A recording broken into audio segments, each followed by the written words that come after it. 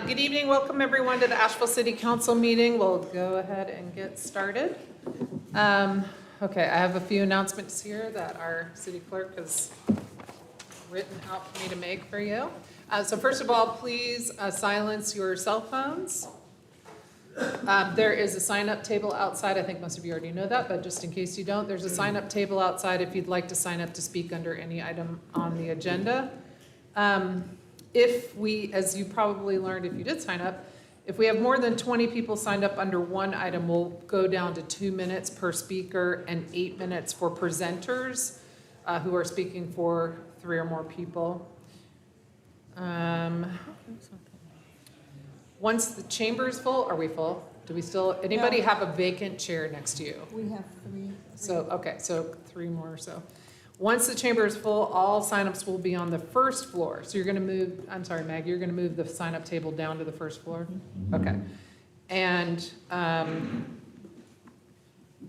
there'll be signups on the 6th floor? Yes. So you can sign up in either location if we reach that point. Okay, will you tell us if that happens during this meeting? Absolutely. Okay, thank you. The first floor is not open yet. Right, yeah, okay. You would like me to call out 5 names in advance in the event that, we'll only do that if we have overflow. Okay, so if we have overflow and you're sitting in an overflow room, we will call out names in advance so you'll have time to make your way to the chamber. Okay, and I see the other note. Thank you very much.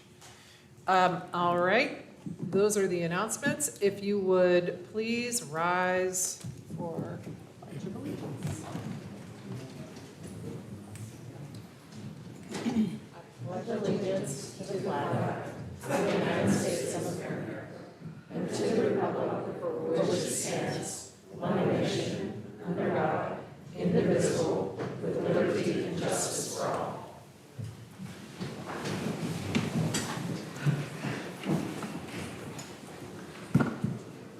Okay, I'm going to read our chamber decorum statement that we read at the beginning of every meeting. Members of the public attending council meetings or addressing the council shall abide by the following rules. Everyone shall follow the instructions of the mayor or any other presiding officer or official and shall refrain from impeding or interrupting the conduct of business. This shall include, but not be limited to, clapping, yelling, or other audio expressions of approval or disapproval of comments made during the meeting.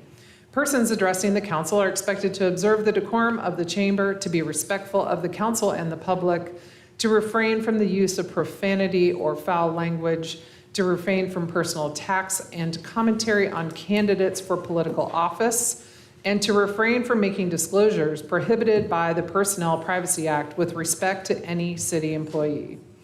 Failure to abide by these rules may subject you to removal from the council chamber. All right, moving into our agenda. We have one proclamation tonight, and that is Ovarian Cancer Awareness Month. And I have here that Debbie Robbins is here on that proclamation. And Ms. Robbins, if you have anybody else here with you, please bring them up as well.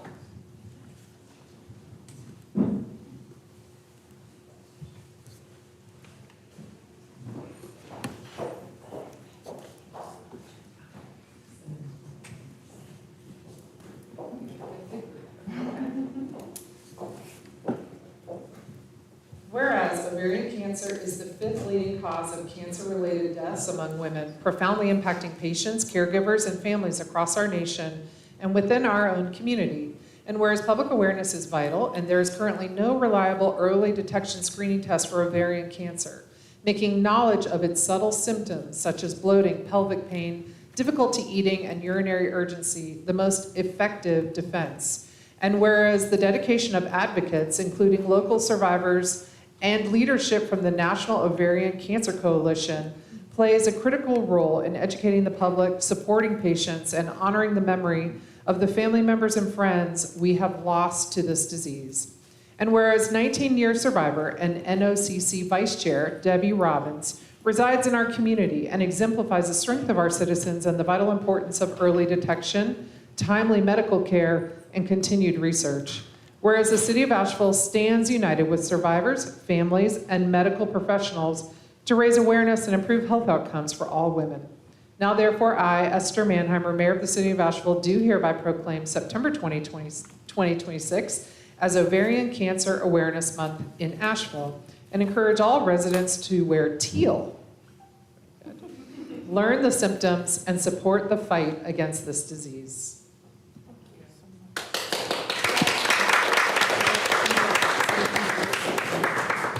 Thank you so much.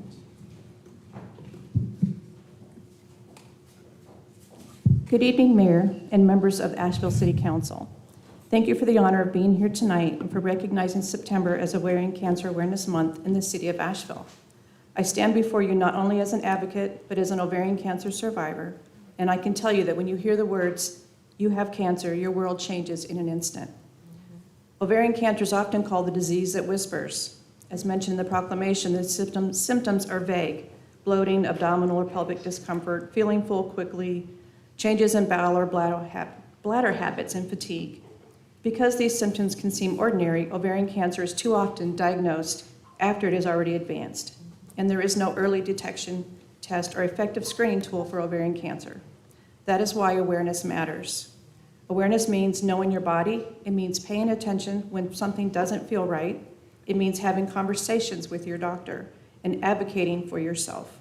And it means making sure women and families know that ovarian cancer can affect anyone. As a survivor, I know how important it is to have people beside you during this journey. And as Vice Chair of the National Ovarian Cancer Coalition, I've had the privilege of seeing the incredible strength of survivors, caregivers, advocates, researchers, and communities across the country who refuse to let ovarian cancer remain in the shadows. Tonight, Asheville is helping bring this disease into the light. This proclamation is more than words on paper. It sends a message to women in this community. We see you, we hear you, we support you. And if you are facing ovarian cancer, you are not alone. It also sends a message to those who have lost someone they love. Their lives matter, their stories matter, and their memories can inspire us to keep working toward a future where ovarian cancer is detected earlier, treated more effectively, and ultimately prevented and cured. I am deeply grateful to the City Council for using its voice to raise awareness and to honor the women and families whose lives have been touched by this disease. Thank you for standing with survivors. Thank you for standing with families. And thank you for helping us make September a time to educate, advocate, remember, and hope. Together we can make sure that ovarian cancer is no longer a whisper and that every woman knows she has a voice. Thank you.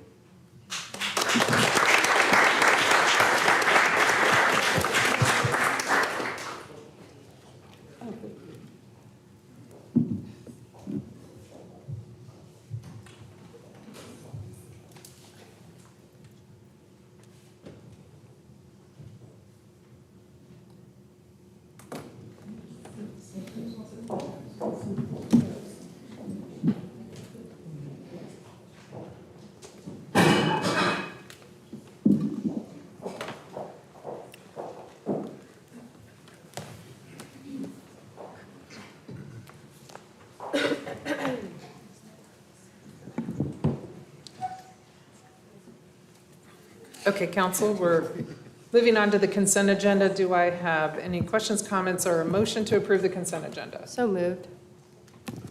Second. Thank you. All right, I have a motion and a second. I don't have anyone signed up to speak under this item. Ready to vote? All those in favor, please say aye. Aye. Any opposed?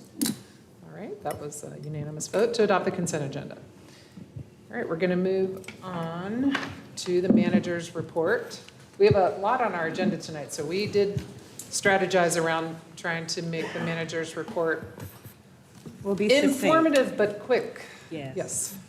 Thank you. We have two items. One, I'm honored to introduce to you all a new member of the city manager's office team, Alana York. Alana has joined the city of Asheville as a Lead for North Carolina Fellow, a program supported by the UNC School of Government and AmeriCorps.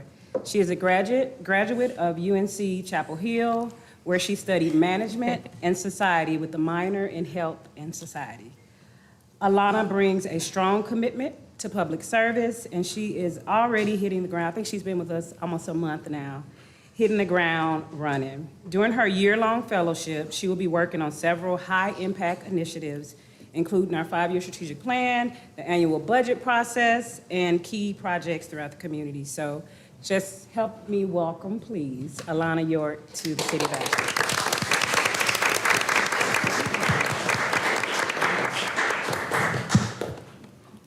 Hi everyone, my name's Alana York. I'm excited to be joining the team for the coming year, and I look forward to learning more about local government and getting to know the Asheville community. So thank you all for the warm welcome. Thank you. All right, up next is a brief update on our Azalea Parks infrastructure project. Good day, Mayor, Vice Mayor, City Council. I'm D. Tyrell McGirt, Parks and Recreation Director here with the City of Asheville, as well as staff liaison with the Infrastructure Recovery Board. Tonight, we're going to hear from Michael Miller, partner with the Olin Studio. He will review and share with you and the public the unified design concept for the Azalea Parks and Infrastructure Recovery Project, which also includes the Gaseous Creek Bridge and dam. Earlier today, this morning, the Infrastructure Recovery Board, as well as the People and Environment Recovery Board, met to hear a similar presentation from Olin, have a chance to ask questions, provide feedback. And I think overall, the questions, the feedback, the tone and tenor of the conversation went pretty well. Recovery Board members seemed pretty receptive of the direction that we're going. And the questions that they had fell into one of 4 categories: wanting to know more about flood mitigation, environmental restoration, understanding a little more about the bridge, dam, and infrastructure design of the project, knowing more about public engagement, community access, and then long-term maintenance plans for the overall project.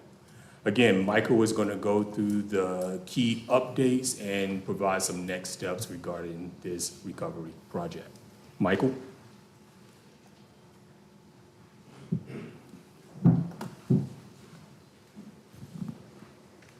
Thank you, Dee, for the introduction, and thank you all for taking the time for listening to an update on this project. I know you got a packed agenda tonight, so we'll keep it nice and brief. Many of you are probably familiar with the project. To begin, what we're looking at is recovery and resilience of Recreation Park, Azalea Park, and the Swananoa River corridor through the city-owned lands there, which we're collectively referring to as the Azalea Park and Infrastructure Project. We recently wrapped up 30%, so schematic level design, and that's a lot of what we'll be sharing tonight. As Dee said, this morning we presented to the Infrastructure Recovery Board, and we'll be looking ahead to more public engagement this fall, as well as continuing to advance the technical design drawings. We last presented on this project in late February and early March of this year to the IRB, to a number of focus groups with both residents and city staff, at an open house, a number of pop-ups, and also through an online survey that received a really robust response. In those presentations, we discussed 2 high-level concepts for Azalea Park, which really differed according to their approach to recovery and resilience. The first, repairing and rebuilding in place with greater resilience in those locations. And the second, looking at rebuilding clean damaged facilities where possible on higher ground and using the available space for a thickened and more robust and resilient river corridor. We also looked at adding new park programs and amenities that the public was interested in, and greater pedestrian and bike connectivity. Those are the items you see on orange here, and notably, those are things that will generally not be paid for by FEMA, but are good to keep in mind as long-term aspirations for the park. So in that engagement earlier this year, overall, we heard a preference for that second concept of elevating where possible, really emphasizing the river corridor. And in addition to that, we heard a number of recurring themes on resilience in natural systems, an interest in removing the existing dam and the greater ecological benefits that would bring, generally nature-oriented resilient site features, resilient facilities, on connectivity and access, the importance of rebuilding the Gaseous Creek Bridge, establishing better trail networks and river access, And then amenities and operations, adding more to the JBL soccer complex, supporting year-round active and passive uses and additional amenities, shade, seating, that kind of supporting park infrastructure. So with all that in mind, we look towards developing a single concept that focused on repositioning, restoring, and enhancing damaged facilities, increasing connectivity, strengthening nature and ecology as the site's backbone, and resiliency throughout the park. So this led to this preferred concept. You'll see it's quite similar in this diagrammatic form to that second concept you saw. Some highlights at Recreation Park, putting the pool, the building, those other vulnerable pieces of infrastructure on higher ground, a new loop trail around the JBL soccer fields. This is something the community was very interested in, and that connective web of trails throughout the park. Again, this is a long-term aspirational concept for the park as a whole. So the next thing we did was to look at both the available and likely funding for the project and what could be built in the short term. Of course, FEMA funding is the core of that, PA, the damage recovery funding, HMGP for resilience funding. On top of that, the city has CDBG-DR funding dedicated to this project and a number of state grants that they've been successful in pursuing that would be applied to support the project and close some of the FEMA funding gaps. So looking at those in a little more detail, PA is largely focused on rebuilding damaged assets, the Gaseous Creek Bridge, Azalea Road East, the pool of some of the buildings at Recreation Park, although not all were flood damaged, as well as the dog park at Azalea Pond. HMGP funding, which we're currently applying for, is focused on the river corridor and establishing resilience throughout that. And then the other funding streams are focused on closing some of the gaps in funding at Recreation Park, which has the most recreational program, and then on supporting that loop trail at JBL. So we then advanced this conceptual plan, again, based on those short-term fundable priorities, and we'll step through the areas very quickly. Looking first at Recreation Park, this is an aerial rendering of the concept. So you see the swimming pool rebuilt on higher ground, about 10 feet higher than it was in its former location, a new pool building to support the pool and also other park uses, a terrace for community gathering, which is something we heard very strongly from the community they wanted, and new sports courts, and then paths leading down to a restored naturalized riverbank that is really the heart of the project. In the background, you can see beyond the JBL soccer fields and loop trail. Here is a similar thing in plan view, just looking top down. Again, that clustering image structure high, the riverbank down low. Rebuilding the Gaseous Creek Bridge in a new location that allows for more convenient site circulation and also opens up more park space, and we'll come back to the bridge at the end of the presentation. And then here's an eye-level view with the sports courts to the right, small nature playground to the left, the new pool building beyond, and you also see the bridge and the river corridor. Moving on to JBL, again, that loop trail, which extends off the frame here. It's about a mile all the way around. And then other things that can support the uses there, a picnic area and lawn, area for food trucks, again, the river corridor, and places to get down. And here's a view from the loop trail, looking at the river to the right, and then picnic area to the left. At the area we've been calling the river bend, the focus is really there on restoration, flood storage, resilience, with some trail access as well. And then at Azalea Pond, rebuilding the fishing dock, the dog park, other assets that were damaged, and then also trails connecting into the parking lot. So that's the park piece of the project. It's also an infrastructure project, especially considering the former Gaseous Creek Bridge and dam that was in this location and severely damaged in Hurricane Helene. So you all probably know this, but the former bridge and dam was never designed as a flood control structure. It was built in the 1920s, first to impound a recreational lake for swimming, and then also to provide a small amount of hydroelectric power. It pretty quickly started filling in with sediment and was partially decommissioned in the 1950s, allowing the river to run through. Still, in consideration of what to do with that structure, we needed to verify that it was not serving a flood control purpose, even though it was never designed for that. It's still an object in the river.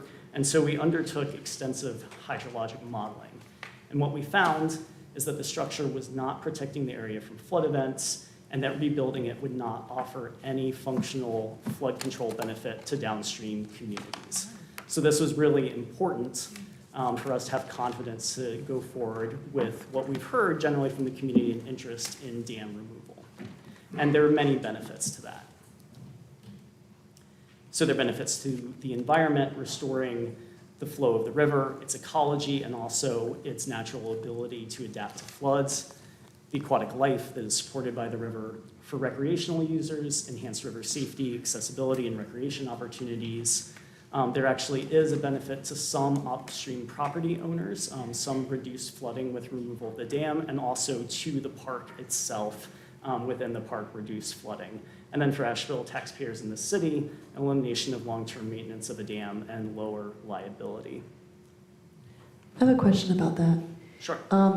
When we had folks come from Vermont and talk Yeah. about their floods, one of the things they were saying is something similar to this. Can you help to clear the pathway so you have less upstream impact? Yeah. Did the reporting or the study show the impact to the park? Like how many feet are we talking about if we had the same situation today? Or is that not something that can be measured? Like how many feet of change? And, Yeah, I'm trying to understand if Yeah. we're going far enough up with the pool and infrastructure. yeah. So it depends on the level of storm, obviously, and it depends on where you are in the park. So, for example, the JBL soccer fields should experience lower levels of flooding with the removal of the dam. They're still going to flood periodically. They're in the floodplain, but they should flood less. But even along that run, the fields that are closer to the former dam will get more of a benefit as you go all the way upstream along Azalea Road. You'll see less of a benefit as you move up from there. Thank you. So this is what we're proposing. The gray line is the location of the former bridge and dam, which would be removed and decommissioned. The green line is the temporary NCDOT bridge that'll be built along a different alignment. And then we're proposing a new bridge with the pink line there, which, as I said before, provides better circulation, opens up park space, but also just logistically may be easier to build without being on top of the other structures that are in place. So more seamless transition from the temporary bridge to a permanent bridge reconstruction. So that's our update. Looking ahead to the fall, we'll be doing additional public engagement to really focus in on some of the design details. And really continuing to make sure that everybody's voice is heard, that we're hearing from the full spectrum of Asheville residents, including low-income residents. I know there have been some questions about that, so we'll be continuing to do outreach. We'll also be advancing our design drawings, looking at a 60% design submission this winter. That's it. Thank you. I had a question. Sure. Also, it's just very exciting. I think that we continue to, we're getting closer and closer to the 2-year anniversary of the storm, and we're also getting closer and closer to seeing the opportunity for what rebuilding is really going to mean for our community, and I think it's worth being excited about it after so much grief that we've all experienced. Glad to hear we continue to track towards dam removal. I think that's definitely better ecologically. A question is, you mentioned a little bit about wetlands and riparian buffers.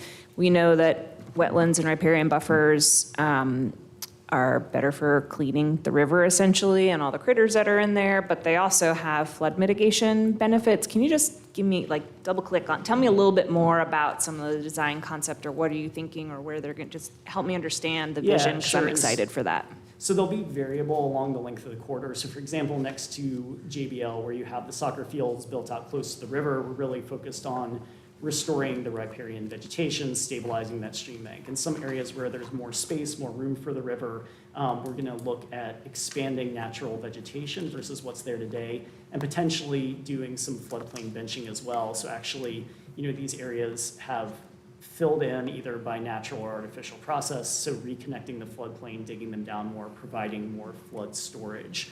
The benefit to that will likely, we're still designing and modeling that, but be primarily within the footprint of the park. There may be some modest downstream benefit. We're hoping to maximize that because that work is dependent on the HMGP funding, and to achieve that, we need to demonstrate downstream benefit. Great. And I had one more quick question. Did anyone talk about, I mean, we actually own a pretty long stretch of this river. Yes. I miss a great swim hole that is not really there anymore. Did anyone talk about putting in boat put-ins and takeouts? That would be like a delightful tubing section with a small family from the top of the park to the bottom part. Was that considered or discussed at all? Yeah, so we're looking at several different river access points along there. At the moment, they're not designed as formal put-ins and takeouts, just given that that is not established use on the Swannanoa, but something like going down there with a tube, you would absolutely be able to do. Great. Sounds fun. This is really exciting. It looks awesome and it's badly needed in our community. So thank you for all the work. Can you tell me about the pool building? I see 2 outdoor pools. One is like a recreation, works for little kids, that kind of thing. One is a lane pool for competition or just swimming laps. Are we going to have any indoor pool facility? The design does not currently include an indoor pool. We talked about that early on. Obviously, there's an interest. We know the swimming season here is very short. Right. The rub is just that even just getting FEMA to pay to replace the outdoor pool is a challenge. And so the additional funding required on top of that for an indoor pool would be very substantial. There's also typically a higher parking demand that goes with that, and it's a parking constrained site, especially with the nature center. So currently the building, to answer your question, it includes, locker rooms, bathrooms, other support facilities for the pool, like lifeguard station and storage, the pump room. It also includes, on the lower level, year-round single-seat restrooms to support other park uses, and then outdoor kind of deck and gathering areas. So whereas today there are a bunch of little scattered buildings, some of which damaged, some not, we're looking to take all of those and cluster them into one new structure. Okay, so that's kind of, FEMA's sort of saying, well, what was destroyed was an outdoor pool. That's what we're paying. But we're still adding other buckets of money to this to be able to rebuild it, in a much larger facility than what was previously there. So if there were a way to secure funds for to enclose the pool or to make it an indoor pool, would the plan be adaptable at this stage of the game to be able to do that? I guess what I'm thinking is, if the Tourism Development Authority came along and said, this one might qualify for a TDA grant, we'll pay to enclose the pool so it can be used year round. I mean, is there flexibility in the planning to be able to do something like that? Yeah, if the funding appeared, the overall footprint of an indoor, as it so magically does, the overall footprint of the indoor pool facility itself would not be dramatically bigger than what we've contemplated there. Again, the parking demand is something we would have to look at because it's a very tight site. So there would probably be some off-site parking, some shared parking with JBL, some orchestration of that would need to occur. Yeah. Okay, thanks. And did anybody else have a question? All right, thank you. Thank you for the update. Thank you. Manager Wesley, does that conclude the manager's report? Yes. Okay, great. All right, we have 2 public hearing items. The first, I'm just looking around for Clay Mitchell. I'll talk slowly so he can sprint in here. Oh, there he is. The first is a public hearing to rezone 23 Heritage Drive from RM16 Residential Multifamily High Density District to Highway Business District. You're fighting upstream, yes. Be there in a second.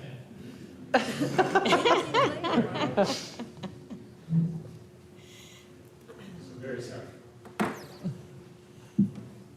Good evening, Mayor, councilors. This is a rezoning petition for a parcel of land off New Leicester Highway on Heritage Drive. It's part of what was termed a commercial park when the land was annexed by the city in 2004. This is the parcel outlined in red. We did some research for the Planning and Zoning Commission and found out that the upper portion of that parcel was its own individual parcel. And it is now split zoned.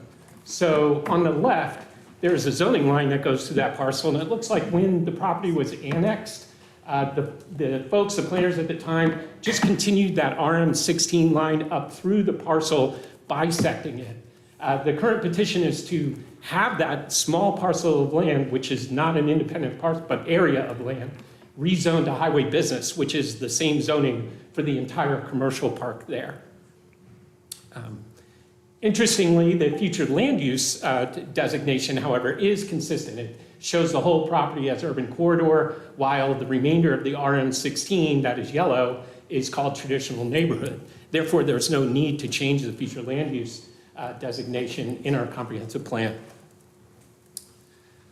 There are some differences in the uses. The owners, the ASPCA, although not required to submit a plan as part of this because it is not a conditional rezoning, have indicated that they want to use it consistent with the remainder of the property, which includes a couple of buildings, dog runs, potentially parking. All of those are permitted.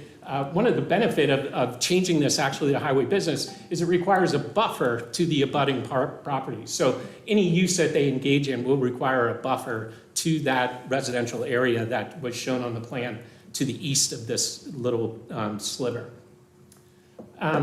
We find in our analysis that this is generally compatible. In fact, it's kind of hard to imagine that portion of property being used as an RM16 because the access would have to come through the commercial park. So it seems like, I don't want to accuse anybody of a mistake, maybe an oversight in the past, that zone line should have probably followed the parcel line around when the annexation took place back in 2004.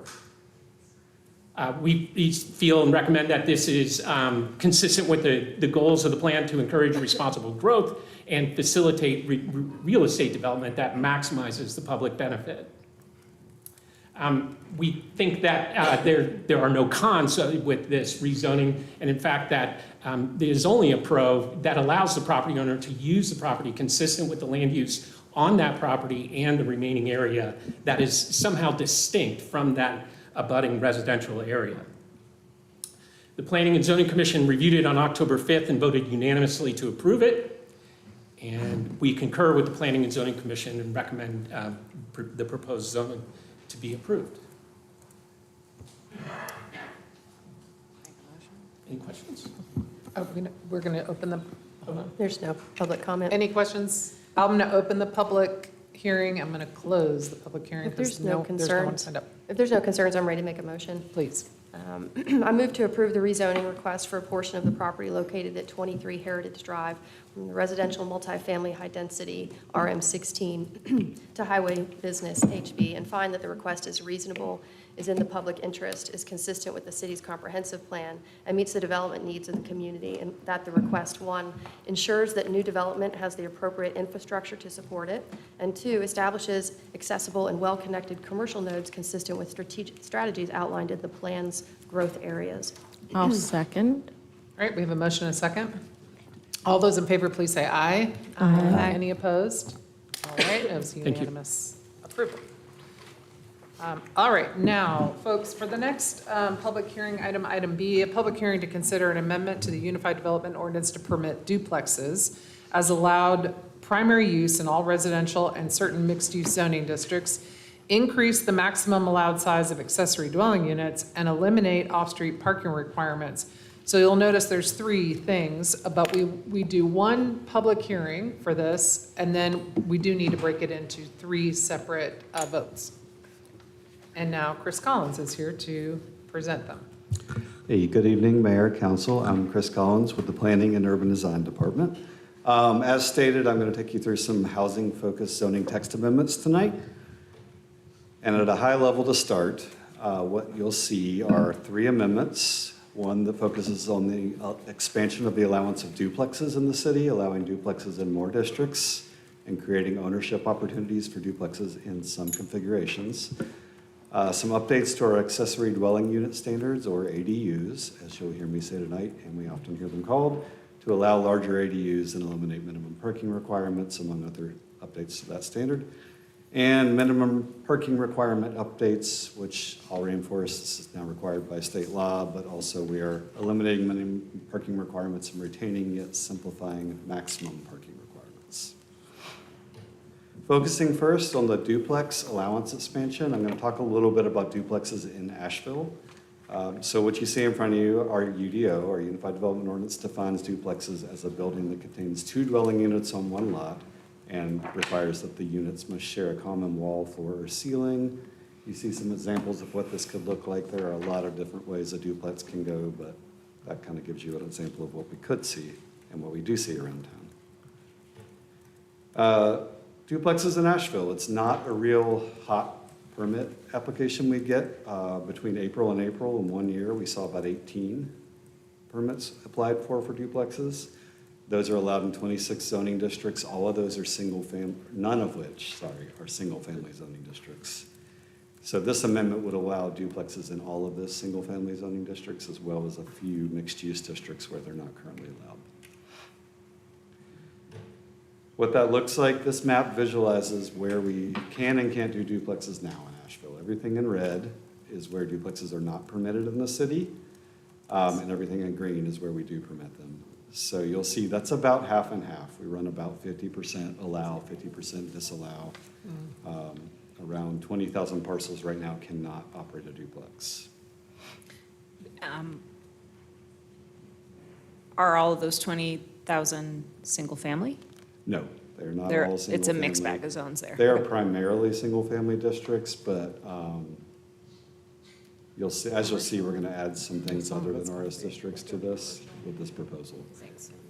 So the proposal leading into that shows the areas in blue, the parcels that would be added to the entitlement for duplexes. That would be adding the RS2, RS4, and RS8. Those are all our single-family zoning districts. Neighborhood business, or NB, and 3 sub-districts of the River Arts Form Code District. That's RAD Residential, RAD Neighborhood Transition, and RAD Lyman Hollow. Those areas do allow more intense uses than duplexes right now, but don't allow duplexes, so we bring those into the mix. This adds about 41% of the city's zoned land, adds roughly 20,000 parcels, whereas duplexes can be built. That's 43% of all parcels in the city, and results in a change to the red-green map of earlier. Again, green representing where you can do a duplex, red where you can't, to what you see in front of you. And the simplest way to look at that is an addition of 20,000 parcels, moving us from 49% of the city's parcels where you can do a duplex to 99% of the city's parcels. I also mentioned that when we were in here with this code, we took advantage of the townhouse provisions in the code by name only. We're not really working with townhouses very much here to allow for some ownership opportunities with duplexes. What the townhouse use does for us is gives attached units access to special standards that allow a minimum of lot size and lot width requirements and a waiver of setback requirements where a shared wall exists. So what we're proposing with this, within those RS2, RS4, and RS8 districts, the single-family districts, a new section in that special standards that would cap these townhouse developments at 2 units, so a duplex type form, right? But would allow a subdivision with a property line running down that shared wall. And I'm going to give you an example of that here that makes it a little easier to digest. On the left, still left up there, yep. You see a typical duplex configuration for a side-by-side where you have one lot containing 2 units and a shared wall. Let's say this is an RS8, you have a minimum lot width of 40 feet. This provision gives access to those townhome special standards, so you could run a property line down the shared wall with those units and create 2 20-foot lots and still be in zoning compliance. So it does create the opportunity for subdivision or ownership of a duplex as well. Can you just give me the comparison right now? Like, if this doesn't move forward, what problem is this solving in our zoning code? Well, right now, if you were to come in, a duplex could not be a land ownership situation per se in our code. It would only be a rental, or I suppose you could probably Because you can't subdivide the lot. Yeah, exactly. Yeah, then This you can't allows to separate the subdivide ownership. lot. Yeah. Yeah. Great, thank you. Okay, so for duplexes, Planning and Zoning Commission recommended approval of these by a vote of 6-1. They did add a couple of things. These things are incorporated into the staff reports and ordinances that have come your way tonight. They did ask that we remove the existing provision restricting the maximum townhome cluster size to 4 units within the RM6 zoning district. Staff had no technical issues with that. Built it in. So it's been removed? It has been Okay. removed, yes. And removal of an existing provision requiring townhomes to provide parking to the rear of the building unless a garage is provided. That was seen as a barrier to the creation of this type of housing. Staff had no technical issue with that, so that is Wonderful. removed in what's been brought to you tonight. Thank you. Okay, so I'm going to take a quick pause for any questions on duplexes before we move on to accessory dwelling units. I just want to compliment you on the extra work on the townhome duplex model. I think it's a helpful component. We just don't have enough home ownership opportunity. If this can crack part of that code, I love it. All right, ready for ADUs? Okay. So let's talk about accessory dwelling units, ADUs. A lot of folks have become very familiar with these. Our zoning, our UDO defines these as a complete dwelling unit that is contained on the same lot as the structure of a single dwelling or business. That's a lot of flexibility. Here you see a picture of a detached above garage ADU, a detached standalone ADU, and attached to the primary structure ADU. You can see lots of configurations for this use in the city. So what is being proposed through this text amendment is an increase in the maximum allowed size of an ADU from 800 to 1,000 square feet. I'll get into like proportionality and percentages in a second. And also of note on this, staff originally recommended an increase to 1,200 square feet. Planning and Zoning Commission recommended an increase to 1,200 square feet. August 11th, state of North Carolina, a session law was signed into law that restricted us to a 1,000 square foot maximum on that. So that's why you see the change between staff recommendation, planning and zoning was to comply with state law.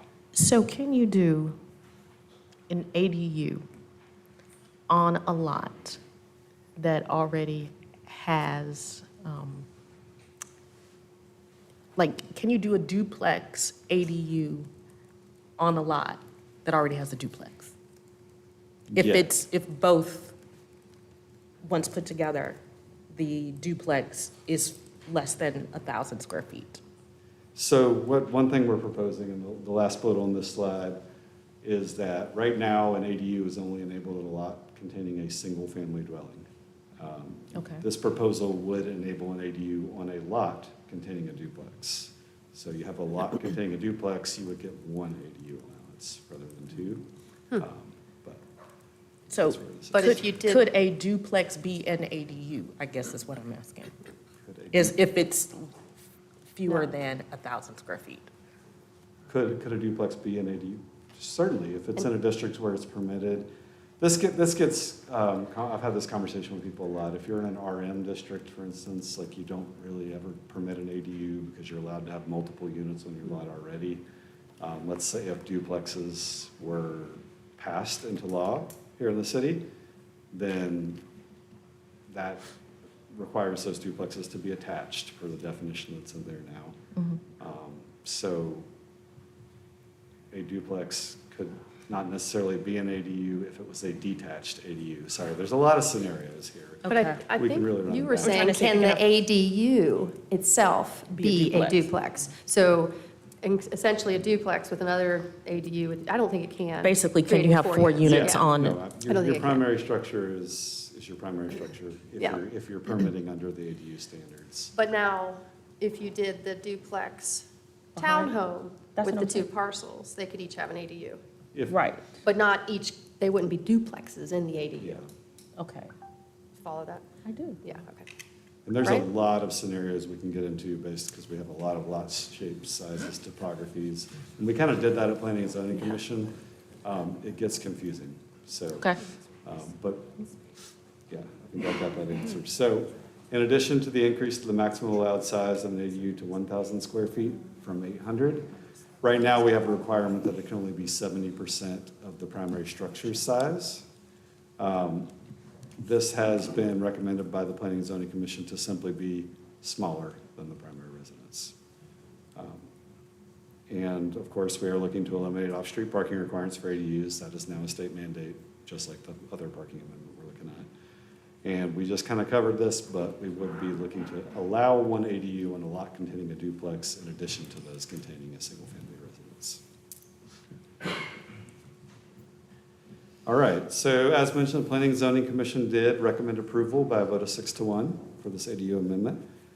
And they made the change, they recommended the change that staff had originally presented this at. The ADU has to be 90% of the primary structure size or less. They did ask to change that to smaller than 90%. We had no technical issue with that, so that has been incorporated into what you're seeing tonight. All right, pause for ADU questions. Can you before go back? we move on to parking. Can Yeah. you just, I just need to read it again. Okay, to 90% of the size of the smaller permit. Okay. Okay, thanks. I have one question. What Yes. became of since the state bill and the shrink to the 1,000, at the agenda briefing, I brought up that potential new height restriction. Did that become moot, or are we rolling that back, or? That is in there as well, and I apologize that didn't show up in the It's okay. slides. I just want to make sure we address it, so I Yeah. do need to address it. It gets a little complicated. Right now, we have a base height of 25, base maximum height of 25 feet for all accessory structures, including ADUs. There's a little bonus built in there that allows you to have one more foot of height per additional setback from the property line you are, from the minimum. So basically, an ADU has to be 6 feet off your property line at a minimum. So in order to get 10 more feet, you'd be looking at needing to be 16 feet off of all your property lines with an ADU. For that reason, I have no way to pull hard data on this, but I've been with the city coming up on 14 years and heavily involved in permitting. I have not seen that bonus used, is the first thing I'll say. So we, for the most part, have a hard cap of 25 feet for the height. And we're looking to remove that bonus of 1 foot per 1 foot of setback. Sorry, I hope that was kind of clear. So in the end, you are trying to cap it at the 25. I just don't, since we've shrunk to the 1,000 feet, I'm interested in just rolling back to what we have, where you can increase if you have a further setback. I saw that the language is actually in the staff report of kind of what it was, and I'd be interested in that. What about staff? Do you have any thoughts on that, since it reduced to 1,000 square feet? That's kind of a... We think the cap at 20, well, as I stated before, it's not something we've seen really used to get above 25 feet. We also have an interesting way of measuring building height here in the city of Asheville, which is from the fire department's primary point of access to the ceiling of the highest occupied floor, which means we're not measuring to peaks or gables. We're not measuring from the midpoint of the grade or where the structure actually hits the earth. We're measuring from the front door to the top of the ceiling. So that gives fall-off lots extra height and extra stories in Asheville right now. And does still, even with that 25-foot height limitation, allow for the possibility of a daylight basement or 3 functional stories or something of the like. We, as staff, proposed to keep that 25 feet in as a method to kind of promote neighborhood compatibility with single-family home neighborhoods and offer a little further protection to neighborhoods as they look at these. So, as I said, I'm not sure how much utility it has either way, but it does offer some level of protection on the height of these structures. I just hate to see us impose a new restriction while we're trying to kind of unrestrict some things and hope that it creates new building. So I would love to just roll it back. I'm not going to make a big hoopla about it because I'm really excited to have all of this in front of us. But if anybody's interested in rolling that back, if you go to the non-presentation information in your agenda, you'll find the language there. Yeah, I want to look at that language. This is what I was mentioning, yeah. And I actually made a few phone calls to just some builders in the area that build ADUs and a couple of the groups you would normally hear from, and reached out to some P&Z members, and it wasn't really discussed. And I think in light of the shift to the 1,000 square feet, I don't know why we would further restrict the height. So I'm interested in seeing that lifted just to be simply back where it was, where the further setback would allow you a greater height. If there's not challenges with that technically, logistically, that I'm not understanding, that I would be in favor of that as well. I would be too. I'll offer you a simple answer. It wouldn't change it would not change staff's recommendation of approval of this. What I will say is I was prepared to vote for this, and if you make that change, I'm not prepared to vote yes Why? for it. What's your concern about it? Because of conformity or uniformity within the neighborhood. It's our So- current rule, though. I know, but since the size is changing, there's already consternation amongst some neighborhoods in particular. And part of their decision not to oppose was with the understanding that we wouldn't end up with, what are they called? Long, tall skinnies. So.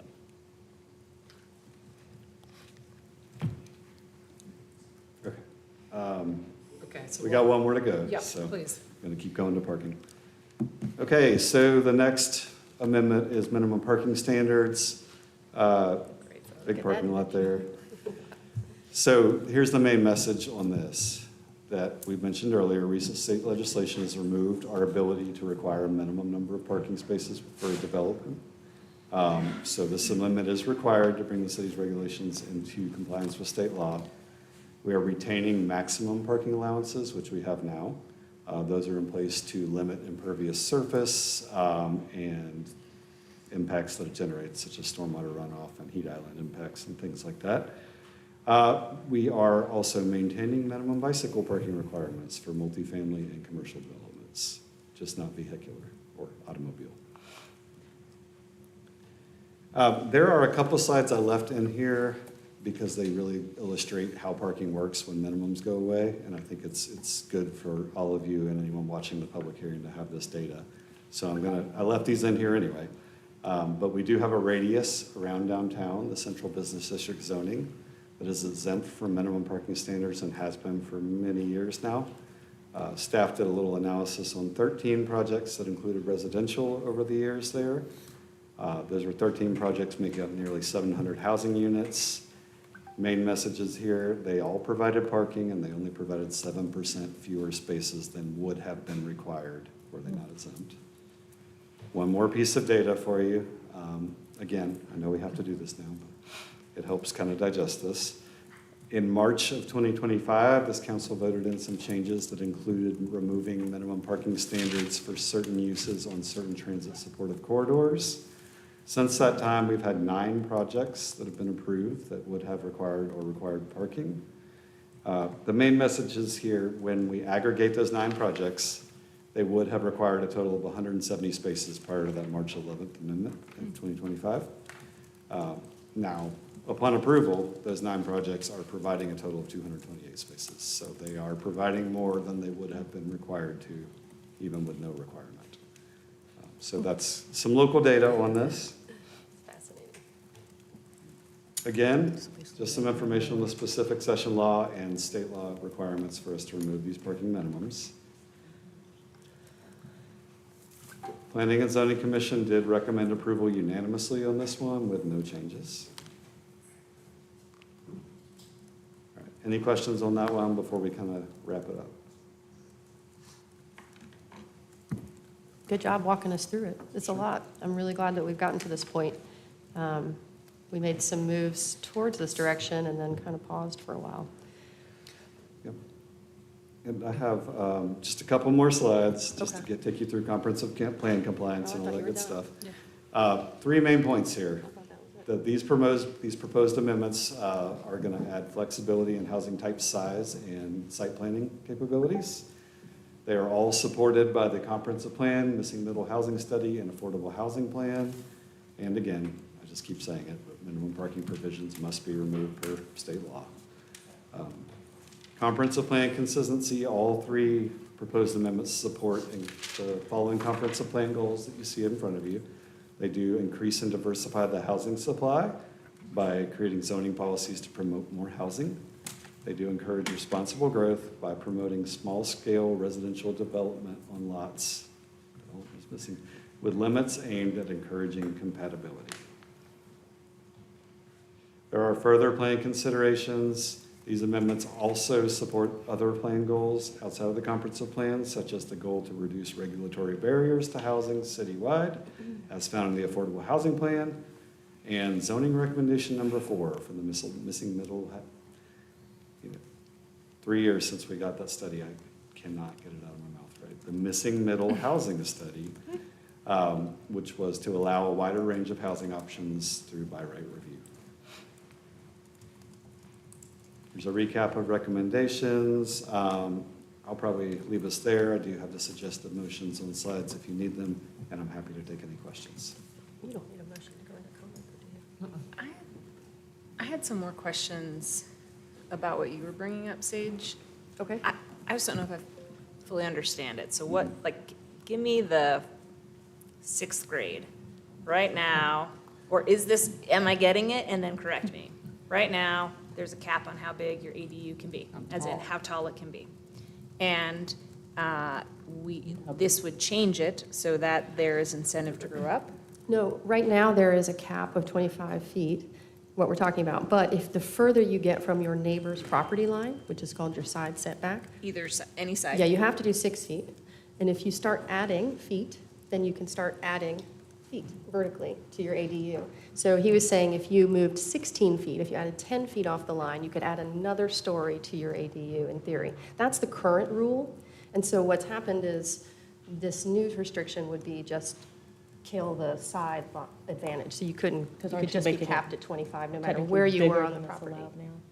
Are we like at 800 square feet and this moves to 1,000 Yeah, square feet? and it comes down to, why I brought it up at the agenda briefing is because I love that we're trying to advance ADUs. They're one of the most underutilized opportunities for aging in place, for affordable housing, for backyard infill, building along existing infrastructure, and we don't do really well at them because the code's been hard. We've been adapting it several punches, right, 3 or 4 times back at ADUs. But, so I love what we're doing, but when we started seeing that the state was going to shrink it back, you know, then we're back up against lot sizes and neighbors and setbacks, and when you're RM next to RS and you have a 20-foot setback, and all of a sudden we're not doing as much infill, and your plate might be smaller, your floor plate, so you might need to be a little taller. I know not everyone loves the tall skinnies. I don't think it necessarily promotes that, but it might play into more of the sloped yards, and you know, it may not be as overwhelming. Like if I built one in my backyard, my neighbors would see it as the same height as my house because of sloped land. So I just didn't want us to necessarily impose a new restriction if we didn't have to, if what we had was working and there wasn't concern with it and no one was against it. And That's helpful. And I think too, some of the concern I've heard from some neighbors too is the setbacks, so just how close some of these ADUs have been. And so really it's kind of a give the property line more space. oh, it could encourage. Give, take, Yeah. get height. That's an interesting, it could encourage people to step farther back. Okay. I What do you think mean, about that? Yeah.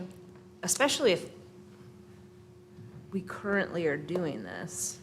So Yeah, I the think it was- trade-off is you're able to, I think the current square footage is 800 square feet. I mean, yeah, for an ADU. So what this does is it increases that to 1,000. So kind of the trade-off is you'll get more space without the ability to build as high as you would have had before. So it would be an 800 square foot ADU that went up higher than 1,000 square foot one that would go to whatever limits he was talking about. So that's kind of the trade-off. And that 200 square feet, ironically, could be a staircase. Yeah. I did Or have laundry a room. different question. It's logistics stuff, because I want to make sure I'm hearing you. If we move forward, step 1 together, then it sounds like more people can support it, and we can come back and make more steps later. But if we skip step 1 and move to step 2, then we don't go together. I didn't follow the step 1, step 2. Yeah. I'm not sure I followed that. I mean, the goal that I'm curious about is how we can get more housing. I mean, I've told this story before, but like, I have 2 aging in-laws that are both in assisted living facilities. And if I had the opportunity to have them living in my backyard, that would be so much better for my whole family. Absolutely. I agree. We just also did the tour with Shiloh neighborhood and saw with the setback issues. Right, and so this setback, this is an incentive to set back even. But though that neighborhood in particular really despises the slim talls. It's interesting to me that staff said none have happened, though. So they haven't actually had this happen, where someone has come and said, we're going to do this additional setback for the higher height. So it's actually not a problem. We're not solving a problem, but we may be creating one. So I think, We can. are we clear on what the options are? Yeah, I know we have full So discussion. so let's Give us what it is. do public comment on this, and then Yeah, we'll great. have the opportunity to discuss Would it. love to So- hear the public's thoughts. Yeah, if anyone has thoughts on that particular item, please weigh in. So again, we're taking public comment on each of the 3 items: ADUs, duplexes, and parking. Although please note on the parking, we're really just bringing our ordinance into compliance with the state law, which no longer allows us to require parking. So, so not a lot of flexibility there, depending on your opinion about it. So we have right now 17 people signed up to speak under this item. So each person will be allowed 3 minutes. Although, Maggie, can you tell me what's going on here at the end with number one, I believe those people are now. Oh, that in means they're in the chamber. first floor. Okay. But Mayor, now I believe they're in the chamber. Oh, they are, okay, somebody's fixing that. All right, that was code that I should have picked up on, thanks. All right, so we've got, as I mentioned, 17 speakers. Each of you will have 3 minutes because we haven't hit that 20 speakers. The first person signed up to speak is Adam Christian, and then after Adam Christian is Nina Tovish. You'll just watch the lights on the lectern. Green means go, orange means stop, orange means almost stop, and red means stop. Great shirt. All right. Good evening, City Council and Mayor. My name is Adam Christian. I'm a small business owner here in Asheville, and I work with Asheville for All. First of all, I know this is a contentious issue. I know we've been back and forth. Thanks for listening. I appreciate your public service, and I appreciate the diligence actually dealing with this. I'm here to ask you to approve the duplex by right amendment. Delay is displacement. We are actively pricing out people who make Asheville great, and the delay means more people are lost to our community. If we just talk numbers, a first-year North Carolinian teacher makes $48,000 per year, a starting Asheville firefighter makes $52,000, and a Buncombe County child care worker makes $33,000. And none of them can actually afford the $63,000 per year it would take for them to rent a modest 2-bedroom in this county without being rent burdened. More than 50% of renters are rent burdened in this county. So let's take care of the people who take care of us. And honestly, you don't need to take my word for it. Other cities have actually shown us a path before. So for example, Portland, Oregon legalized duplexes, triplexes, and quadplexes in 2021. And since then, their average price of new middle housing fell $200,000 per unit. So any new unit is now $200,000 per unit less, and their demolition rate stayed constant. So that means that they're getting more affordable housing while preserving the neighborhood character through infill, not demolition. And so a duplex is a gentle, it's an evidence-based reform. Asheville really can't subsidize our way out of our housing shortage at this moment, but we can stop making these modest homes illegal. And so please approve this amendment. Thank you. Thank you. After we have the next public comment, can someone explain to me why people think this is a contentious issue? Just hold that. The speaker Yeah. remarked that it was a After, contentious issue. after. Wait, oh, no, Not no, you. no, no, no, we're, okay. Very good. All right, Nina Tovish, and then Rachel Cohen.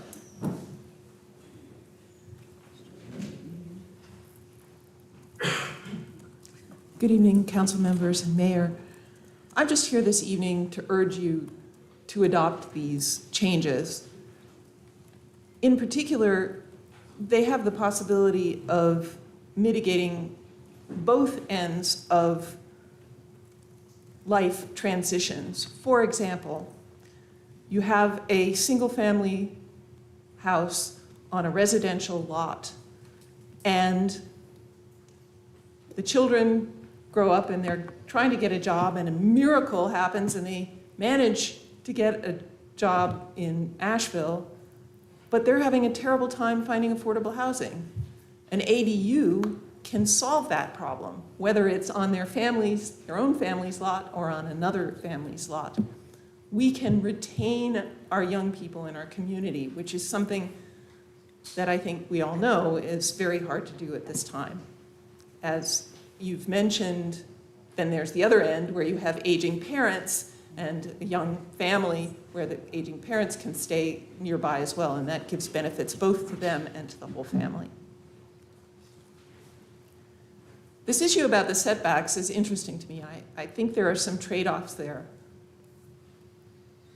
My inclination would be to actually just increase the setbacks a little more and not encourage or allow people to build too high.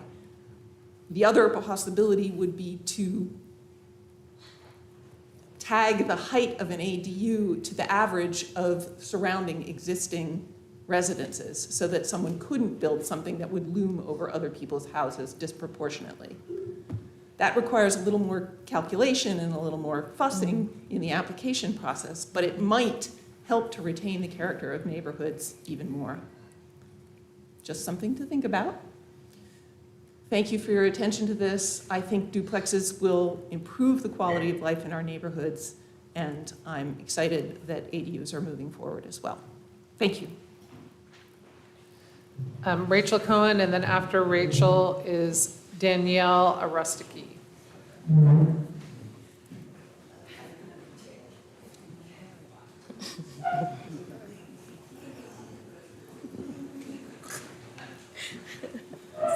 Didn't know I had to go on a diet before I was allowed to comment on city council.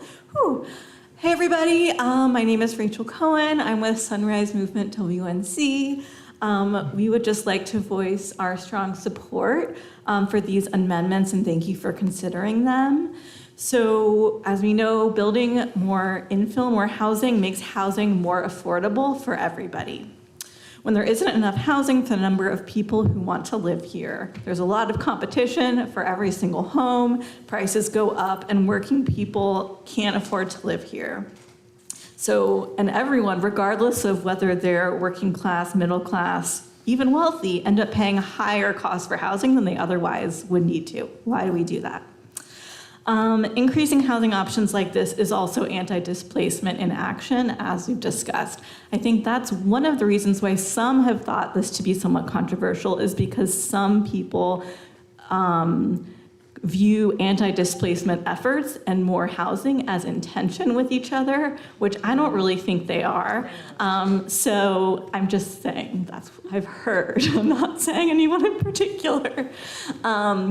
So as people have spoken about, it helps prevent displacement by having more options that are more affordable so people can stay in the neighborhoods that they love and have grown their families in. It's also important that we have more infill with these options because denser housing makes funding public services a lot more efficient. So we all know our transit, fire, water, sewer, sidewalks, all of these things are very costly to maintain. The denser we build, the more people live per acre, they pay property taxes, they help us maintain and improve our services, which we love. And finally, building denser housing in developed areas is environmentally sustainable, which is something we care about a lot. So it's the opposite of sprawl. Sprawl, as we know, means people have to drive more and further distances to get where they're trying to go. Sprawl destroys our lovely mountains that we want to remain natural environments. So the more we can infill and increase density, it's going to help us with our sustainability goals, which is very important for us now and in the future. And lastly, just want to note, these are really modest changes, as we all really know. There's going to be a lot more changes to talk about with the UDO rewrite, and really look forward to digging into those with you all as the months and years progress. Yes, hopefully not too many years.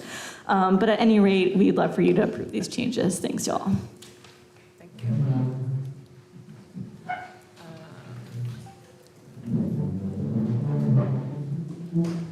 Who's next? It's Danielle Arostegui, hopefully I said that right, and then Paige Huziak.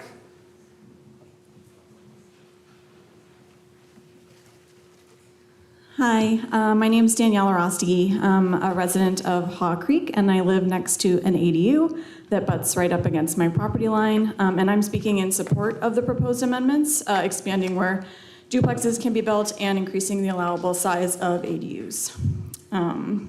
These are modest, context-appropriate options that fit into existing neighborhoods rather than requiring large-scale redevelopment. I think that they give homeowners more flexibility to add housing on land that they already own for aging parents, adult children, or supplemental rental income that can help people stay in their homes. I don't think this is a silver bullet. There's a lot more I think that we have to do, but I think it's a low-cost, low-risk step that the city can take right now, and it's consistent with recommendations that have already been adopted in our affordable housing plan and our missing middle housing study. So I would ask council to approve these amendments tonight and keep momentum going by removing unnecessary barriers to the kinds of housing that we need here in Asheville. Thank you. Thank you. All right, Paige Huziak, and then Joel Schuman.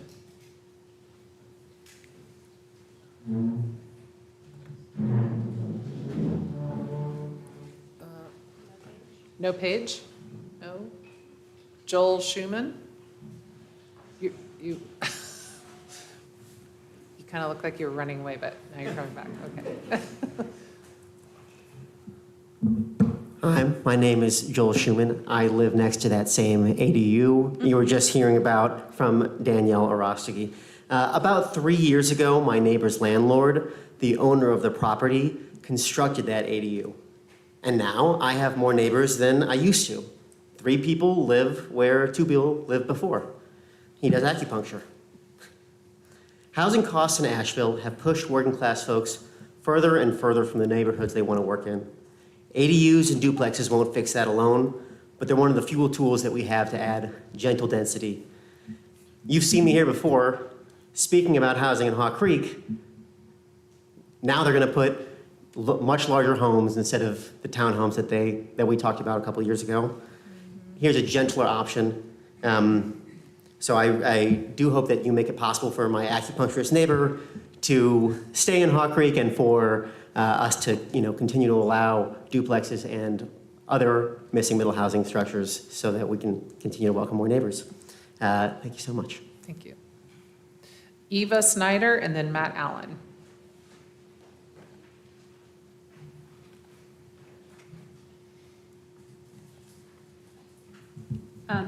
Good evening, Mayor, Vice Mayor, and council members. My name's Eva Snyder, and I'm here today to ask you to support the 2 zoning text amendments before you to increase the maximum allowed size of accessory dwelling units and to permit duplexes by right in residential zoning districts. I grew up in Asheville, and my husband and I moved back here about 8 years ago. We've had the pleasure of living in several of Asheville's most walkable neighborhoods since 2017, and our family has 1 car currently. We'd like to keep it that way. My husband is a mechanical engineer, and I work part-time as an operations manager for my parents' small trim carpentry business.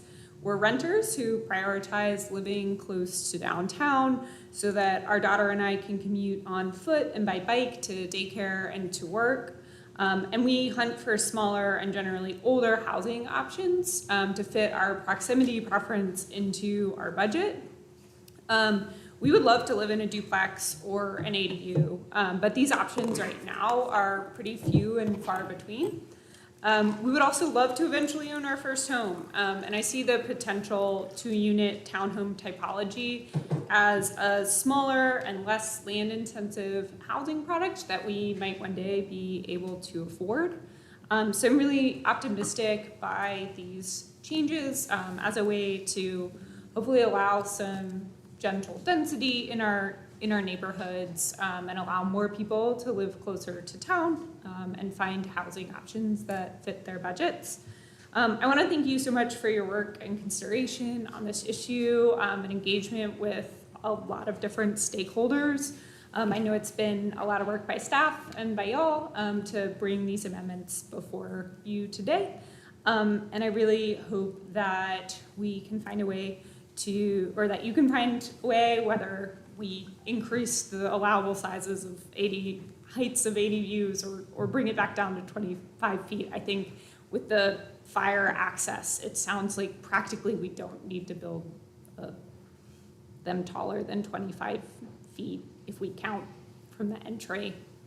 Anyways, sorry, that part obviously not prepared, but thank you so much, and I urge you to support this amendment. Thank you. Matt Allen and then Susan B.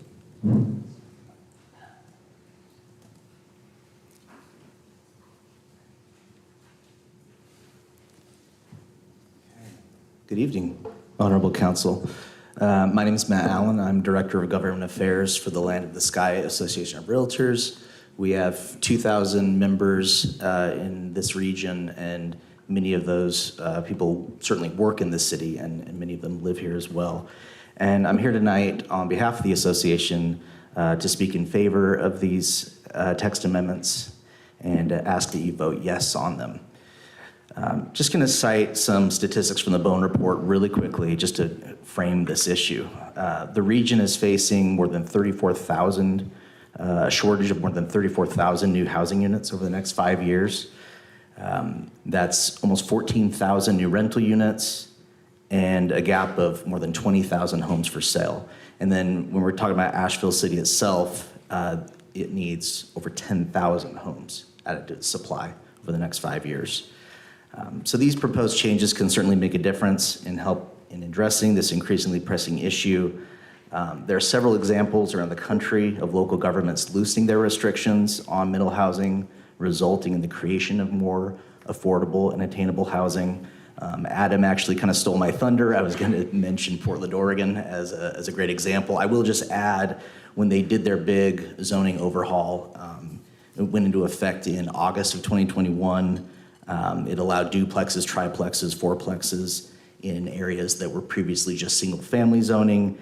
And from its passage, or from its effective date in August 2021 through 2024, they added 1,400 new middle housing units, including ADUs, duplexes, and small unit buildings in those districts that were previously low density. So passing these changes is also really important when you consider that staff has previously indicated they may not do much in the way of addressing housing changes while they do the comp plan and UDO update. So if that ends up being true, I feel like this may be one of the city's last chances for the foreseeable future to address our housing shortage by updating antiquated zoning laws. I just want to close with a saying that I think we're all familiar with: perfect is the enemy of good. These text amendments are not exactly what I would have done, but they're good, and that's better than nothing when we're facing a serious housing shortage. So thank you for your time this evening, and thank you for voting yes to these proposals. Thank you. Susan Bean, also making her way. And then Joe Huffman.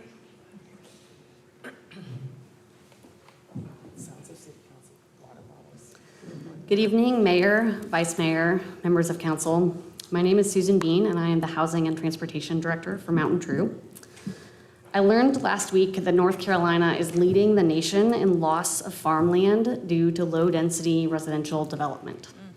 And this is not a list that I want our state to be at the top of. The more that we develop our rural farmlands to turn them into large suburban developments, the faster we accelerate the impacts of climate change. What we need instead, and what many people here want, are housing choices that are closer to jobs, schools, and community. Duplexes and slightly larger ADUs would give people choices who are looking for a smaller, more affordable house.